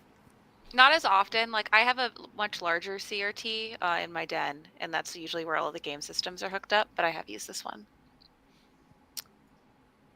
Medallion says, Celia, where are you in the Majora's Mask playthrough? Hail Spawncast on Saturday nights again. Yeah, Wait, why is Travis Scott in the ring? What the fuck is this? I'm in Icona. I'm like at the end. I'm just taking a break from Majora's right now because I've been really busy. Sean played 30 minutes of it and gave up. Yeah. Majora's yeah. Mask. No, Majora's we're Mask, not doing that. For context, I'm 100%ing it. I'm just taking a little bit of a break right Oh, now. wow. Okay. Andy Ackman says, wake up, Celia.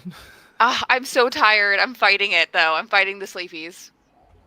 With Tony says, with Stone Cold Steve Austin voice. Oh, that's Sean's the Stone Cold Steve Austin voice. He has like the Pokemon Legends EA looks like a big old piece of trash. What? buy one BBL, get one free. Hey, shout out to the Dr. Nick picture there too. Pokemon Shout out EA to the BBL community. pretty much copied everything from Pokken on the Wii U except for the graphics. Can I say something? I finally saw someone with the BBL, and that ish looks so weird. I was at Walmart, and I was going, and it just shot out of nowhere, and I'm like, whoa, that's gotta be fake. So I never seen one. I seen it obviously on. Ask her? No, hell no. Okay. I'm married. No, I didn't ask her. She was with her family, but it literally like started like up. It wasn't like a normal shape. It you could tell it was completely No fake. The way gooning that in Walmart, I please. think it's the first time you've seen someone with a bad BBL. Cause, yeah, it was definitely a bad BBL. Yes. Yeah. First time that a bad BBL. Yeah. Yeah, because bad like BBL. they're all Yeah. over like Yeah. California. It's Like just, Slump says, BBL at Walmart, they're not putting their finest out there. Shout out to John. Hey, look, that's where it was, man. It was super fake, and she wanted to make sure everybody knew because she was wearing like spandex, and it looked so fake. You should have gone to for Target. her. Should have went to Target. That's where all the natural quality shopping. BBL. Jorge says, so 5 million units for Xenoblade X? Pokemon? No. Yeah. No. Illustrious says, will Rockstar launch GTA 6 console only and digital only at launch with a delayed physical release and PC far behind? No, I think they're gonna go across the board with that. It's a massive release. They'll do everything they can to also sell you probably a $250 collector's edition. Oh yes, do a lot. Madado Mario says, OJ is right. Many only use Monolith soft games when it fits their narrative. But remember, Xenoblade Chronicles 2 initially was rough too when it was launched.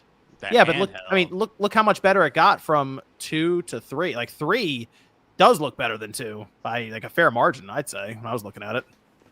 Yeah. 2. What he's referring to is that 2 needed about a half year of patches to get quality of life features, to get a bunch of stuff added. It was definitely not ready to launch but that was rushed. I mean, they were trying to make the December 1st launch date. I mean, they made But they got better as the Monolith Soft's gotten better as the generation has gone on with the visuals of the game and everything. Whereas Game Freak's kind of just been like, just flatline across. So yeah, Monolith Soft was better. I mean, because Monolith Soft made games on the Wii U, or they made a game on the Wii U, or games. I guess you can say Breath of the Wild, whatever.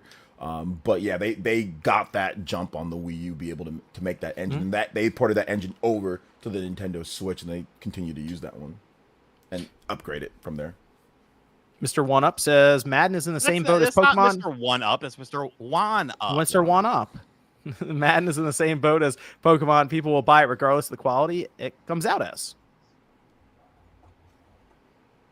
Adam says, am I the only one who believes a return to the Ora region will be a breath of fresh air for the Pokemon franchise? Either a new game or collection.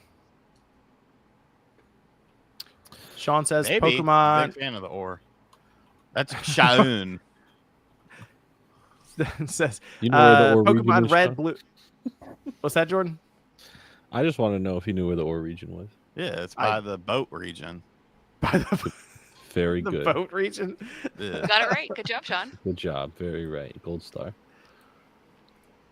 Pokemon Red, Blue Switch remake will flesh out environments and a new art style, please. No chance in hell because Pokemon is predictable, but a man can dream.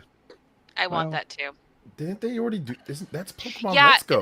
it's Go, but it's not the same, and it's not what we wanted. We need to stop remaking the same Red. Like they remade. No, That would be I the want them to third remake time. it, but how I want it to be remade. It was remade in Fire Red, Leaf Green. They remade it again. Now remake. How many remakes do we need of that? We need One more and do it right.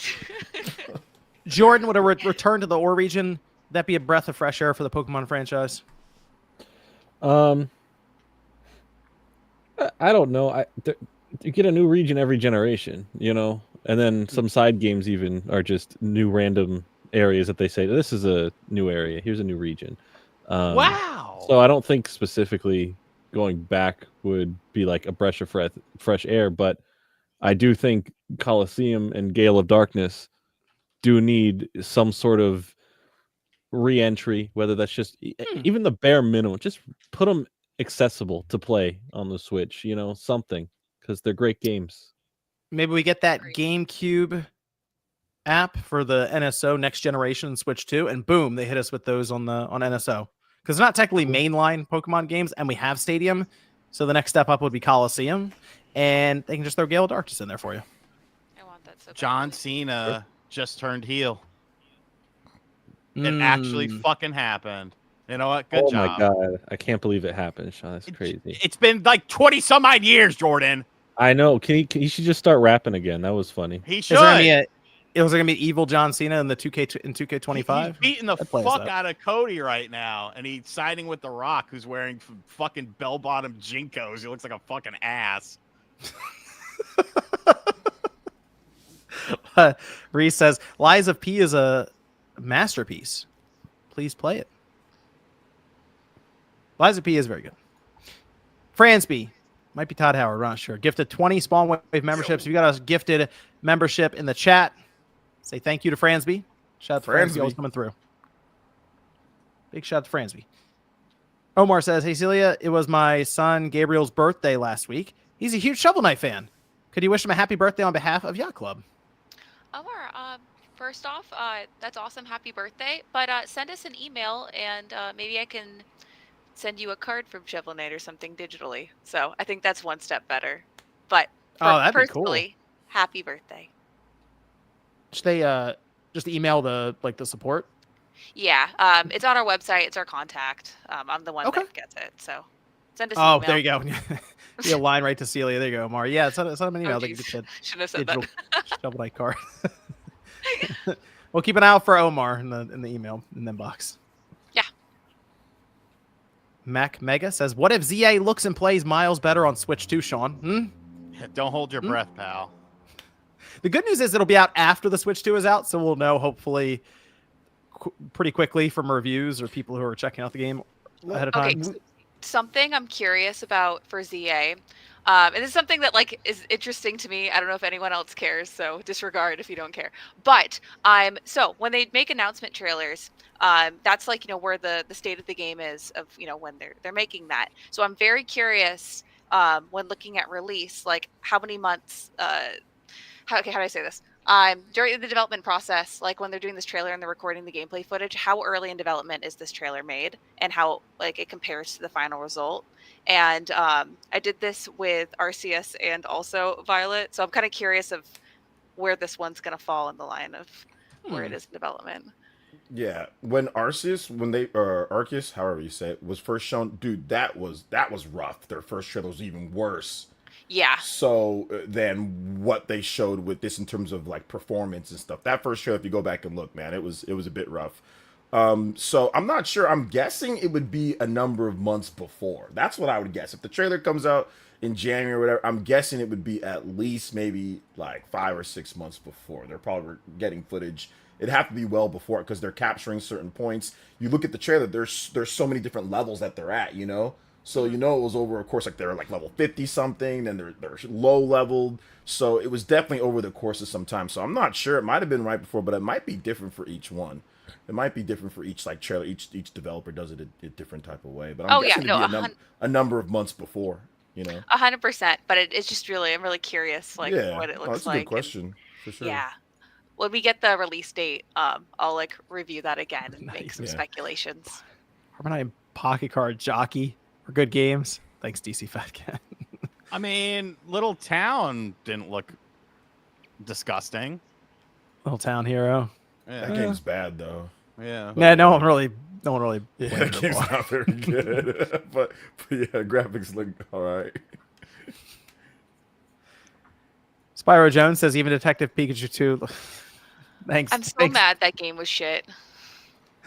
God, that one looked like dog shit for sure. Yeah, but like the movie was so cute, and the concept of solving mysteries with Pikachu in some like I don't know Professor Layton style game would have been so freaking cool, and like that's such an awesome concept, and they squandered it. Okay, that's my complaint. Quest for Glory Gamer says, John, where's the link to Streamlabs? You lazy or what? I forgot to put it in there a long time ago, and I haven't gone back and grabbed it. But you know what? I'll drop it in for the next one. Thanks, Quest for Glory Gamer. Appreciate the reminder. Sharpedo says, can someone explain what is the Nemesis system and what difference is there to AI? Hope your day is doing well, Celia, and for the others too, I guess. So the Nemesis system. the way it worked, I mean, I think MVG would be able to describe better from his end as a like developer. But when Shadow of Mordor came out, it was a big thing because the idea was you would have, as I say, Nemesis. You'd have different enemies that would remember you if you battled them and lost, and you would die, come back and stuff. But the idea is they would queue to rank up in the army that they're in, and even if you're not fighting them, so you'd try to find these different like generals or war chiefs or stuff. Even if you're not fighting them, they could actually go off and fight other enemies, like in the background and stuff, other commanders, and they would gain up in the ranks. And the idea is the Nemesis system. You'd have different enemies that would build storylines almost organically with you as you play through the game. And it could be significantly different from anyone else's storyline that they have. And it was a really cool sort of reactive system. And for Shadow of War, they made it so that you could actually like have these enemies become allies and kind of put the pieces in place so that they would go up and betray the war chiefs for you or call them out. And then you could kind of corner them and take them out that way. So Shadow of War was, I think, the best implementation of it, because they just built off of it. But that was the biggest thing, was it felt like you would create these adversarial relationships or even just like friendships with these different war chiefs and generals and even grunts, and then have them build up the ranks. And it was pretty interesting.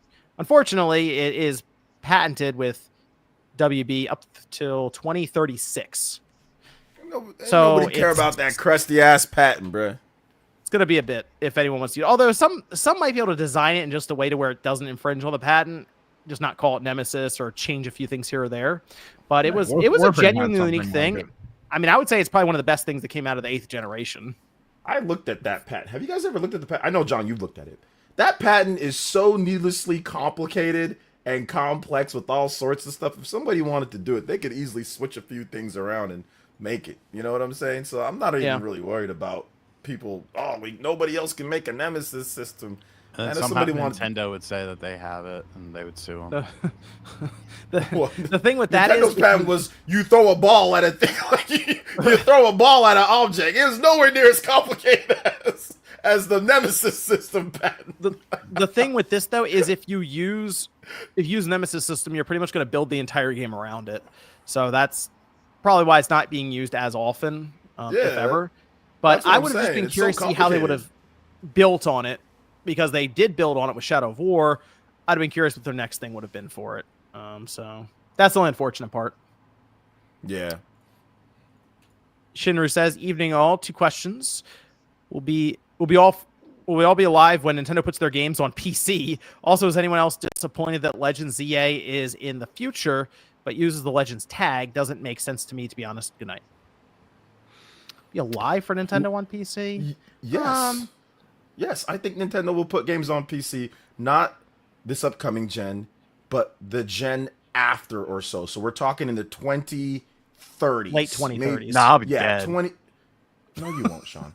Yeah, I was died 2 years ago. What are you talking about? I'm on borrowed time. You made a bunch of changes to improve your health. So don't say that. Don't say that. Would you consider it's running on PC if they're streaming from data centers? So they're like, hey, we're going to lean into the streaming thing. You don't need a Switch 4 or whatever to play it. You can stream it on your phone, but it's not running on a Switch 4. It's running on like a PC in a data center. Would that count? Because maybe they're going to put games on PC at some point. Now, I'm not saying that they're going to put everything, like they're going to just go all in on PC. Like, but yeah, will you be able to play, I don't know, like Mario 64 on PC one of these days, like officially, or would you have like Sunshine or some old game or something? Yeah, sure. I can see think NSO. I can see that's Yeah, like that like online, Nintendo Online. They might even call it that instead. They might change the name Nintendo Online, and they have Yeah. like a lockdown app that you sign into, and you play the games. I could see that. That's I possible. could even see them putting it in the future, you into TVs where it's Yeah. just part of like the TV service. Like if you buy, like I don't know if you got like if you buy like a Vizio TV, they have their own TV service like that they supply, or Samsung. I can even see having them have a deal to where you can play NSO through like online. Like there's gonna be ways that it's gonna evolve. And the reason why I Nintendo say put this, their console on a sharp TV before, you know. and they've done Nvidia Shield. They've done Nvidia Shield stuff. And if you look at the what's it called? Remember people said Nintendo would never do mobile. I remember that was the thing. Like Nintendo Yeah. would never do mobile. That was the thing. Like, and then they did mobile, right? So I think eventually you're going to have to evolve your business plan to more than just your system. Like eventually you will. You don't got to do it right now because Switch is successful. But eventually you're gonna have to say, okay, like there's a lot more money out there if we just maybe do like a couple things here and there for it. Like so. Yeah, I think eventually, not soon. you say Shuhei Yoshida in his interview with Colin mentioned that the reason that Sony should be pushing more and more to PC is because it helps them in places like China gain a bigger foothold and be able to sell games easier. And you see that when like Monster Hunter comes out and it's like, wow, there's a 1.3 million concurrent on PC. That's a big market if you have the right game. So if you you have the right game, man, it really. So like, let's say Splatoon in the future. Yeah, that would be big. Could be massive. You launch that on like just PC, on your TV, on the Switch 5 or whatever dude, that could become one of the biggest multiplayer games. Right? So certain games, I think they might want to say, hey, we're gonna have this on PC and on console in the future and crossplay in the future. Like I said, not anytime soon, but in the future. Also, the Legends title, I just want to say, not encompassing of anything. Just it's whatever otherworldly story they want to talk about in lore of Pokemon. It doesn't have to be tied to the past. So it's just whatever story that's not in continuity with whatever they're trying to do with the mainline games. Okay. Epic Dreamer says, if classic Pokemon games release on NSO rental service instead of a physical release that I would actually own, I'll be pissed. Generations 1 through 3. Put it all in one cartridge. That'll be cool. I feel like they'll just sell them digitally if they can and charge you $20 a pop for it. Yep. You could own it physically. That would be nice. Own the original physically. Oh, well, yeah, that too. Super Christian Me World says, difference between Monolith Soft and Monolith Productions, one of them kicked the bucket. RIP. Well, that is true. Buy One says, WB should have made an Alien Isolation horror-style game where you play as Joker's henchman and is stalked by Batman. See, that's that's at least an interesting twist. They made a game that was kind of like that. Gotham Imposters. It wasn't Gotham City quite like that, but there was some type. Was it? Or am I mistaken with that? It was game? it was a multiplayer shooter game. game. That was a shooter. multiplayer Yeah, shooter. First person In- shooter. In Suicide Squad, there is a level where you were being hunted by Batman as the different members of the Suicide Squad. It's like this one section of the game that's actually really cool, and they never did it again. It's just, I don't know why. It's like 20 minutes. I read his coming wrong. Good Stalked game. by Batman. I thought you just play as like Jokers, like weirdos and shooting people. That's what. Oh no, it was an old school. I don't want to say hero shooter, but like you had different builds of characters. Like one was like the heavy, one was like the light. I guess it'd be more like Team Fortress 2 then. I think. Okay, yeah. I remember It was fun though. I liked it back then. That was also, hold on. That was also Monolith. Monolith did that one too. Dude, Monolith is Hey, like anything creative, they were there. low key goated, man. I like that game. That was a fun game back then. Yeah. That was a fun game. Zoop says, pattern o flops which try to copy other successes for multiverses. Yeah. Fish fan says, great to see a full panel tonight. RGT Dawson's Creek was a banger. That Joey Potter. How's Jima? And you're gonna start doing after shows again? Maybe, but not tonight. I'm tired. I didn't sleep good last night. Grandma's fine. I saw her yesterday because my mom just came in town yesterday, so I got to go over there tomorrow and hang out for a bit. F3 TV says, first Spawncast as a married person. Thank you all for your time and your voices. Hey, shout out to F3 TV. Congratulations. Congrats, man. Congratulations. Good luck, my friend. I knew that was coming. Super Christian Me World says, no, we don't need another red, blue, green remake. You're wrong, and that's okay. You're wrong, Christian. Take the L. Super. Then they follow up saying, Dear RGT, please don't spoil WWE. Love Me World. It's too late. It's not a spoiler if it's a premium live event. Do you not have Peacock? Maybe they're at work and they can't watch it yet. Yeah, don't spoil But anything. you're about watching this John Cena being instead? Evil. Hey, it's fine. They're allowed to watch Spawncast at work. They can't watch WWE. They can watch this. Vito says, actually, to be honestly, some of the places do block like all the premium services. They leave YouTube because it's actually like useful for like looking stuff up. And it's Google. Vito says, did Celia win that CRT? And can you unban Vito Libido from here and Game and Talk between us? 7, I think Josie got too trigger ban happy one day. Oh, yeah. No, Vito's not bad on my channel. He's just a little goofy. We'll review it. I did not win the CRT, but I did get it for free. Someone was cleaning out a unit, and they were like, You just know, walking by and hey. well, no, I'm in a Facebook group, and they were like, hey, like, does anyone want free stuff? And I was like, I'll check it out, stranger. And so I went to their place, and I acquired a TV. Just walking by. I mean, it's a quiet suburb. Broke into someone's house. Yeah, I did. Stole Snatch it. and grab, but it's a TV. Any thoughts about Fable being moved from 2025 to 2026? They showed more footage of it as well, but I don't know, something about this game in 2025 did always seem a little off to me. It seemed off, yeah. I kind of felt it coming. You know, I'm an old school Fable fan. I like the Fable games, Fable 1, Fable 2, Fable 3's man, but Fable 1 and 2 are cool. And yeah, I just knew that because like they weren't talking about it much. They weren't showing many things. Microsoft always likes to show off crap, and the fact that they weren't showing this game, I kind of knew like, yeah, it's probably going to be a 2026. Plus the reports came out about, now, could be PlayStation, maybe Switch 2 for the game. So I'm like, this game's probably going to get delayed out of 2025. You think that's going to happen? They'll show it next year, and there'll be a PS5 logo and maybe a Switch 2 logo next to the Xbox One. Absolutely. I think absolutely. I don't know about Switch 2, maybe. The rumors were Switch 2 as well, but PlayStation 5 absolutely, because you can't screw. This is a expensive game to make. Yeah, it is and expensive. People don't know. I mean, Fable has not been relevant in how many years.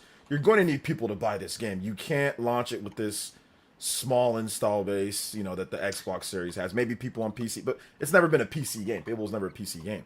But people buy big AAA RPGs on the PlayStation brand. I think you kind of have to launch it on there as well if you want the game to do well enough at the beginning to justify what you spent on it, So since the last Fable game, Fable 3 came out, a person could have gone from preschool to graduating high school. Yeah. In that span of time. That's how long it's been. Is that so Fable you the have Journey? new gamers coming up now who have no idea about Fable. Is that right Fable now. the Journey, the last Fable game that you're talking about, or the canceled Fable? Fable 3, like the Fable 3. Okay. yeah, the actual Fable game, 3. It's been like 14 some odd years. They have a little over 14 years now since that came out. Yeah, I've played I played the crappy Fable Journey game on Kinect. That game sucks. No, I'm playing that. I even played the canceled Fable game, the multiplayer online. Oh, Fable at game like E3. Yeah, I played at E3 2014. It was cool. It was cool, and I was like, cool. We got a new Fable game coming, and then they canceled it. But it was a dope idea. It was kind of like a dungeon master type of thing, plus like multiplayer co-op. One person can like control people and all that. And anyway, it got canceled. But yeah, I'm hoping for the best. This one looks like it's going to be okay from the footage, but you never know until you see. Visually, it looks really impressive. I'm more concerned about the gameplay aspect with the combat. I would say it looks sluggish, but it looked like there were some, like the animation was like a little sketchy. They said pre-alpha footage, so okay, all right. Well, to me, I'm kind of wondering, should they have went this hardcore on the graphics in the game? Like, I don't know if that's inhibiting. Like, it's Fable. Like, you don't necessarily need the best of the best. Like, those graphics look so good, and trying to do that over the course of a big RPG, like, is that going to be tougher for them. So I am wondering about that. And the development team, they made racing games. They made with a Playground, right? They made. Yep, they made the Forza Horizon games. And I know they've recruited other people that have not, but I'm just I'm hoping it works out for them. Yeah, Fable was always kind of like this, like stylized visuals. Like it wasn't. I don't say it was cartoony, but it was like it was exaggerated, like the characters and stuff in the game. So it seems like it still has the same kind of humor to it. We'll see how it works out. So you can next year, yeah. So I'm thinking like first half of next year for this one, maybe like a nice March or April release. Yeah, I'm picking it up. I'll be picking it up. I hope there's a real physical on Xbox Series X. Like I hope there's physical. It's a lot of codes and boxes now. Yeah, I want to play it on Xbox Series X. It's like I want to buy a game, on Xbox Series X and buy it physical. But I hope they actually have a real physical, because Avowed had no real physical, and I'm like, wow, really? Yeah, no real physical for a lot of codes and boxes now. That tells me that next time Microsoft announces a system, there's no disk drive on that thing. Probably not. That's the end of that. Let's see. I'll pull up the mailbag questions. Oh, question from J-Dog. Question for RGT. Will a new Rusty's Real Deal Baseball announcement on April 2nd make the switch to an automatic success? Yes, especially if it's a pack-in game. Like, that's the move. Okay. The pack-in game.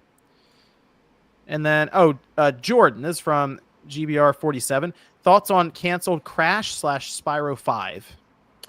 Yeah. There's a lot of stuff that's definitely not out there about what's going on with that, and especially what happened to a lot of people who are working on that specifically. I think it would have been really cool. I was excited for it, excited to see what those possibilities could have been. I still hope that we have a future for both of these games, franchises, or a game like that to happen. I think it's a slam dunk for Microsoft to invest in more stuff like that, especially when a game like Spyro or Crash could probably be made and done pretty well in a shorter amount of time and wouldn't need hundreds of millions of dollars and be delayed year after year after year, and someone can go through preschool to college before you get your next game. So maybe invest in some AA games or some other stuff sometime soon. But, I only feel for the people who got let go and were all their hard work kind of just got brushed aside, and it sucks. Yeah, Spyro and Crash should slot into that AA category for them, where it takes like 3 years to make the game. Crash 4 was really good, I thought. It was Crash good, was and great. It sold well. Yeah. Everything was on a good trajectory. I do think stuff like, and this is just still my personal opinion with it, the whole Crash, I don't even remember the name of it, the whole Crash game, that online. Crash Rumble, wasn't it? Yeah. Not for me. That's the wrong direction, in my opinion, to take the franchise. We're going back to Crash Bash, and I thought we learned on the PlayStation 1 that no, we don't go Crash Bash. But hopefully everything else we get some more stuff. I didn't know what I didn't understand is why don't you just focus on the racing and the platform? It's so simple. It's just racing and really platform. So that's it. It's so easy. It's really just, hey, give more of this and keep doing it as well as you've been doing it. The remakes for both of the games, the remake trilogies for both games, great, fantastic. CTR coming back, great, fantastic. All right, Crash 4, great. Mm-hmm. Keep doing that. Keep innovating. Keep doing new stuff. I like Crash 4 a lot more. It was so good. I think it was better than even one of the reviews when it came out. It was it was difficult. That's what I liked about it a lot. Yeah, Crash very 4 difficult. Was great. No excuse why we can't get more of that, because they aren't as expensive as the games that are not doing well. You know what I'm saying? Go over to the mailbag here over on the Spawncast network. People can sign up, leave some comments or questions there, and we'll answer them here on the show. Let's see. We actually have a bunch of them. Let's start from the top. Zoob asks, is PlayStation Plus hurting themselves with their headliner games? They've repeatedly highlighted a game that, for anyone who didn't buy it right away, isn't worth time investment to hit download. I think you're talking about this time was Dragon Age the Veilguard. I think Sony's probably getting those at a discount right now. Yeah, it was probably cheap, and they're like, yeah, sure, why not? Throw it on there. I mean, for people who didn't buy it yet, hey, you at least save some money, and you can just try it by hitting the download button and see what you think. What is going If on you with don't your like it, delete it. microphone? Or is it my headset? No, it's No, I heard that too. Oh, okay, good. You know, we can all have mic Good. problems. It's fine. If we all have them, no one has them. So, everyone else step up your mic issue game I refuse. next week. Is my microphone fighting back? Yes, A little bit. Static Man.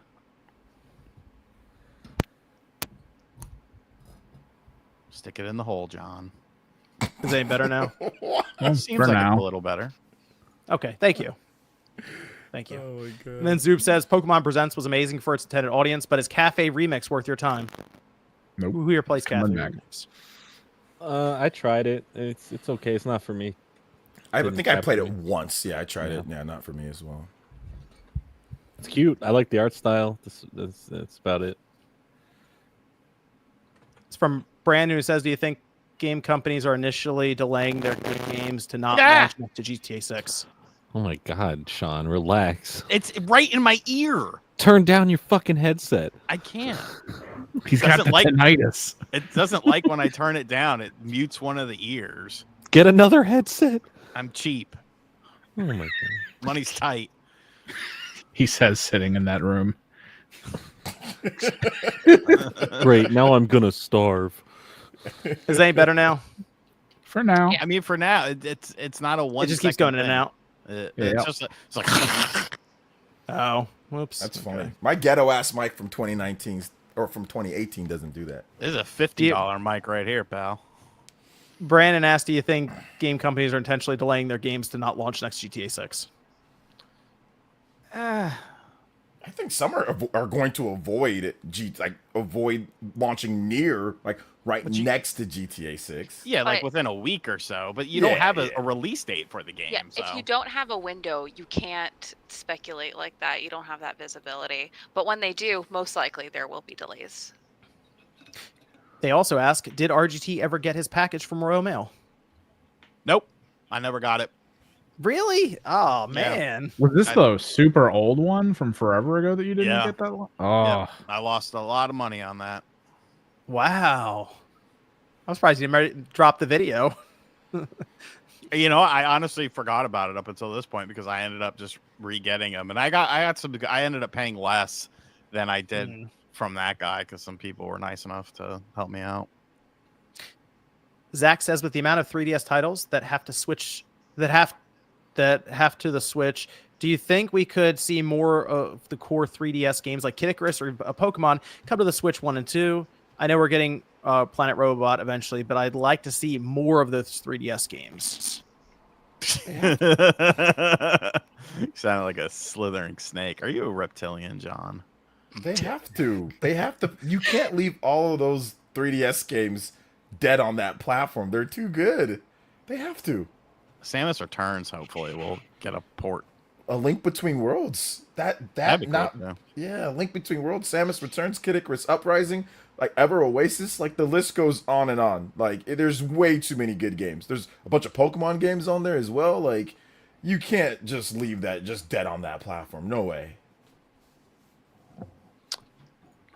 See, this is Oh my god! Christian's. Keep going. Is it that power bad? through. Yes. I wonder why it starts doing that all of a sudden. Use the backup mic, John. Where's the backup? Do I have it? mic? I don't think I have a backup mic. Why don't you have a backup mic? Are you not a professional? Is there backup mics? Yes, People I have need a backup mics? mic. I have a backup mic, and I am nowhere near professional. I have a backup mic. It's on the floor right there. I have a Yeti. It's just sitting in my Backup mic, but shit, headphones, Sean. Well, yeah, it's the old mic. I replaced it with this one. Christian Hernandez says, should some other studio take charge of Pokemon games going forward after seeing Game Freak's lackluster performance or lack thereof in the Switch era? I think they need to go. Honestly, they are just not fit for open 3D worlds as Pokemon is clearly moving to. Bring back do you hear- 2D. Could you hear me when I said that? Yeah, I could hear you. Okay. Yeah, I mean, they're not going to because they have ownership in the game, so they're not going to take themselves off of the game. Right. Yeah, they're not coming off the games. They own a third of the Pokemon company, so Yeah. Game Freak's there for the long haul. I mean, what else would they be doing? Little Town Hero? Tembo the Giga badass Crush? elephant. Tembo the badass elephant. Anyone remember Giga Crush? No, that's why they're doing Pokemon. Pulseman. Pulseman was cool. Pocket Jockey. Harmonite. Medallion says, I am not a Pokemon person, but ZA looks like more the same that came before, and fans are defending Pokemon Game Freak from expecting better. Do you think Game Freak will continue to stick to this general aesthetic and performance on Switch 2, or will they have any desire to make an entry that can be graphical showcase that is adequately optimized simply by being on more powerful hardware, as in will the Switch 2 brute force its way to making Game Freak's games work better? No, because I don't think it's a power issue. Like I said, you see so many Switch games that look and run better from first party to third party. It's not a hardware issue. It's a desire/talent issue.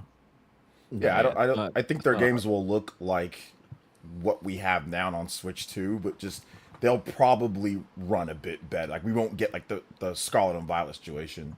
No, we will. They'll find a way. Arceus ran fine, but I think it'll look a little bit better. That's what it'll look a little bit better than what we got before. Zach Mack. Oh my! What's just give me the questions, and I'll read them because it's bad, dude. It's his show. You can't do that on his own show. He can. If he cares about his show, he should. It's like, it's pretty rough. Okay, you want to read that one, Sean? Where? What? It's in the private chat. Oh, okay. Sure. Zach Mack asks, what's everyone's favorite JRPG and why? I thought we weren't allowed to say JRPG anymore, or did that pass? That was one person who said they didn't like it. We're good. What? Chrono Trigger, because it's still goated. Jordan didn't even remember it. Yeah. Chrono Trigger, goated. That's a good one. Celia? Persona 4. Ooh, that's a good one too. I would like probably... Persona 3 a lot. go I just played that. Go ahead, Jordan. What was that? Persona 3. I just played that one last year, so I like really that good. one. Yeah, Three's great. The remake or the original? the remake. Oh yeah. I'll be a basic bitch and say Final Fantasy VII, just because it's a game that I didn't really like as a kid, but I really liked it as an adult, like the original. I don't know why I had this sort of disconnect with it as a kid, but it was always for a very long time for me. I always kind of considered it a bit of an overrated game. Jimmy says I should yell into the microphone to fix it. That'll fix my did you say ears, definitely. Did you say Wild Arms? Yeah, Wild Evan? Arms. Yeah, I Wild love Arms. Wild is Arms. great. Yeah. John, your pick? Oh, for RPG? Yeah, JRPG specifically. JRPG. I thought we just said RPG. No, it says J. Yeah. What's There was everyone's one person favorite who didn't like that. And we all stopped Japanese caring. RPG and why? Did anyone say Final Fantasy 7 yet? Ugh. Yes. Yes. Sean. I'll go with I'll say Final Fantasy 10. How about that? Since you said Okay. 7. There you go. Game Bro, John, your Ninja 5.0 re-release video was solid. Did you happen to see that Limited Run is going to do the same thing for Sigma Star Saga? And would you eventually review that game as well? So with Sigma Star Saga, this is supposedly the DX version, which has some additional stuff in it as well. Sigma Star Saga, I of course, a see it. unique GBA RPG. You know what's an RPG I would like to see them revisit? I don't remember the name of it. It was made by Sega, and it was in outer space on the Nintendo DS. On the DS? Yes. In outer space. Outer Space DS RPG by Sega. I feel like Google could find this. Yeah. I'm looking it up Okay. right now. Infinite Space. Infinite Space. You know who made it? Platinum Games. You know, I watched a retrospective on this game and I forgot everything about it. I never played it. It is $2,000 on eBay apparently. All right, I wish I bought a couple copies. Graded and I see sealed. this game. Oh, Oh, this game $2,000? actually looks pretty cool. Sigma Star Saga. That Yeah. game looks cool. Yeah, I remember my buddy ended up picking it up back in the day. I never played it though. Oh, I haven't not played it too- either. This looks cool. I like this. It's like this combination of a shoot 'em up with looks like there's some third person isometric RPG. Okay, this looks cool. I'll look into it. And we have Joe. How exactly does predictive inputs for game streaming actually work? John has mentioned examples of something logical, like continuing a combo. But what about situations where you want to cancel out of a combo to avoid a hit? Would it predict your action only during a hiccup or lag, where you would possibly be vulnerable anyway? Or is there a possibility it could hinder normal gameplay? Honestly, I think it could hinder it eventually. Or either that or games just all become hyper simplified to the point where you don't feel a difference. I agree. I think it can hinder it because the predictive stuff is already in rollback, like netcode, and rollback is not perfect. You know, there are times when it's like, wait a minute, I didn't do that, but you do something else. So yeah, I think it could definitely hinder it. But I mean, I guess it'll get better and better as you play. I think that's the point, is that it learns. So I don't know. Yeah. I think that's the idea, is it'll learn over time your tendencies, but it would have to be, they'd have to keep developing it to where it could be on a competitive level, like it's being mentioned here with a fighting game. I've noticed this though, like when Nate and I would play like WWE or something, there are definitely times where I did not press the button, but it still countered it for me. And I've thought about that. I'm like, I wonder if that's just rollback or some kind of netcode that accounts for that and just kind of guesses. But when it comes to like shooters or fighting games, things that are like your Call of Duty, your Halos, your Apex Legends, whatever, I think we're still a ways off from that being predictive and like actually do it well. So I think it's like if you're running up to a ledge and there's a jump, it's going to assume you're going to press jump right before that ledge to then hop to the next pillar or whatever. So I think that's more or less what they're getting at for it. And those were the questions. That we're good. Okay, good. let me make sure here. Oh, and then JT Bell says, Kimmerix, were you ever into Zoid's like building? I mean, it was a show. I watched it. I never got into the building stuff. It was more just Gundams at the time. Zoids are so cool. My friend. Oh, had fun they were with them. really fun. The show was interesting, at least early on. It's still around. Oh, it's still in syndication? I think they keep just randomly putting new seasons out, and then See, it's not just that's not even just me. Look, Static Cast. See? Well, I mean, he's referring to you. Oh, Yeah. they're talking about everybody. No, they're talking No. about you because it keeps happening. Is your Oh. phone near your line for your mic? Just getting messages all the time, just blasting it. I don't know. You guys all sounded all broken up just now. Oop. No. Let me go. Let's go around here as we finish up. Here, Corey gave you 50 Canadian towards a mic. Thank you, Corey. Thank you. I think it might need to be. Shout out towards to the Corey motherboard if McIntyre. he hears us I staticky. will say it through all the static and the noise. Corey McIntyre coming through. I don't know. This microphone is actually Maybe it's the cable. 5 years old. No, okay, so John, there's this John, on the shirt. you're- There's this little tiny little cable right here. yeah, but and you're I hearing feel like us it's all hinged on staticky. this. You're hearing us staticky occasionally. It was just clicking on and off. Yeah. It might be something with your motherboard or your audio driver freaking out. Adam Driver. Yes, that as well. He might be in your house. Brian says it's StreamYards. Could be. Well, either way, shout out to Corey McIntyre coming through. I will see what I have to do with this. I will take advantage of Amazon too. Man, I think this might actually kill Sean. What the? John turned into custom robo. We got a new custom robo coming. Wrap this up, John. Jesus Christ. Well, go ahead and go around, Sean. Celia, where can everyone find you at? You can find me on Game and Talk. We chat on Wednesdays. Subscribe, yeah. You can also find me on Twitter at Celia B with 3 E's. And then work-related stuff at Yacht Club Games. Recently, we had the Shovel Knight concert in New York, and it was freaking awesome. We were almost sold out, and it was a really good time. We have the LA one show coming up on March 30th, so stop by if you're local. It's really fun. Might have As to roll always- through for that one. Celia? Yeah. Yeah, I might have to come through to that one. If it's in LA. Yeah, it's gonna be a really good time. I'm really excited about it. All right. OJ, where can everyone find you at? Yeah, if I may, right here on YouTube, Player Essence. Recently did a video on Pokemon. Got some other videos talking about Switch 2. And I stream pretty much daily. We answer questions and all sorts of fun stuff and talk about things and react to stuff. So, yeah, if you're into all that, check it out. Got some cool RPG videos coming up soon. So, yeah. Jordan, where can everyone find you at? Yeah, you can find me on YouTube, Jordan Fringe. I just put out a pretty big video yesterday. It's like a little over 2.5 hours long, talking about all the animated shows in the history of Comedy Central. Had a lot of fun making that one. And yeah, more videos covered soon. Glad to be here. You still working on a Duckman episode? I feel like Duckman.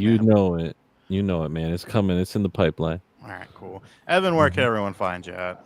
If you're into tabletop stuff, you can find me at Kimmeric's Project, where I'll spend days making a video that gets okay views, or an hour making a video that blows up. So come down and confuse the fuck out of me. So that's great. That's how YouTube works, my friend. Oh yeah. You can find me at RGT85.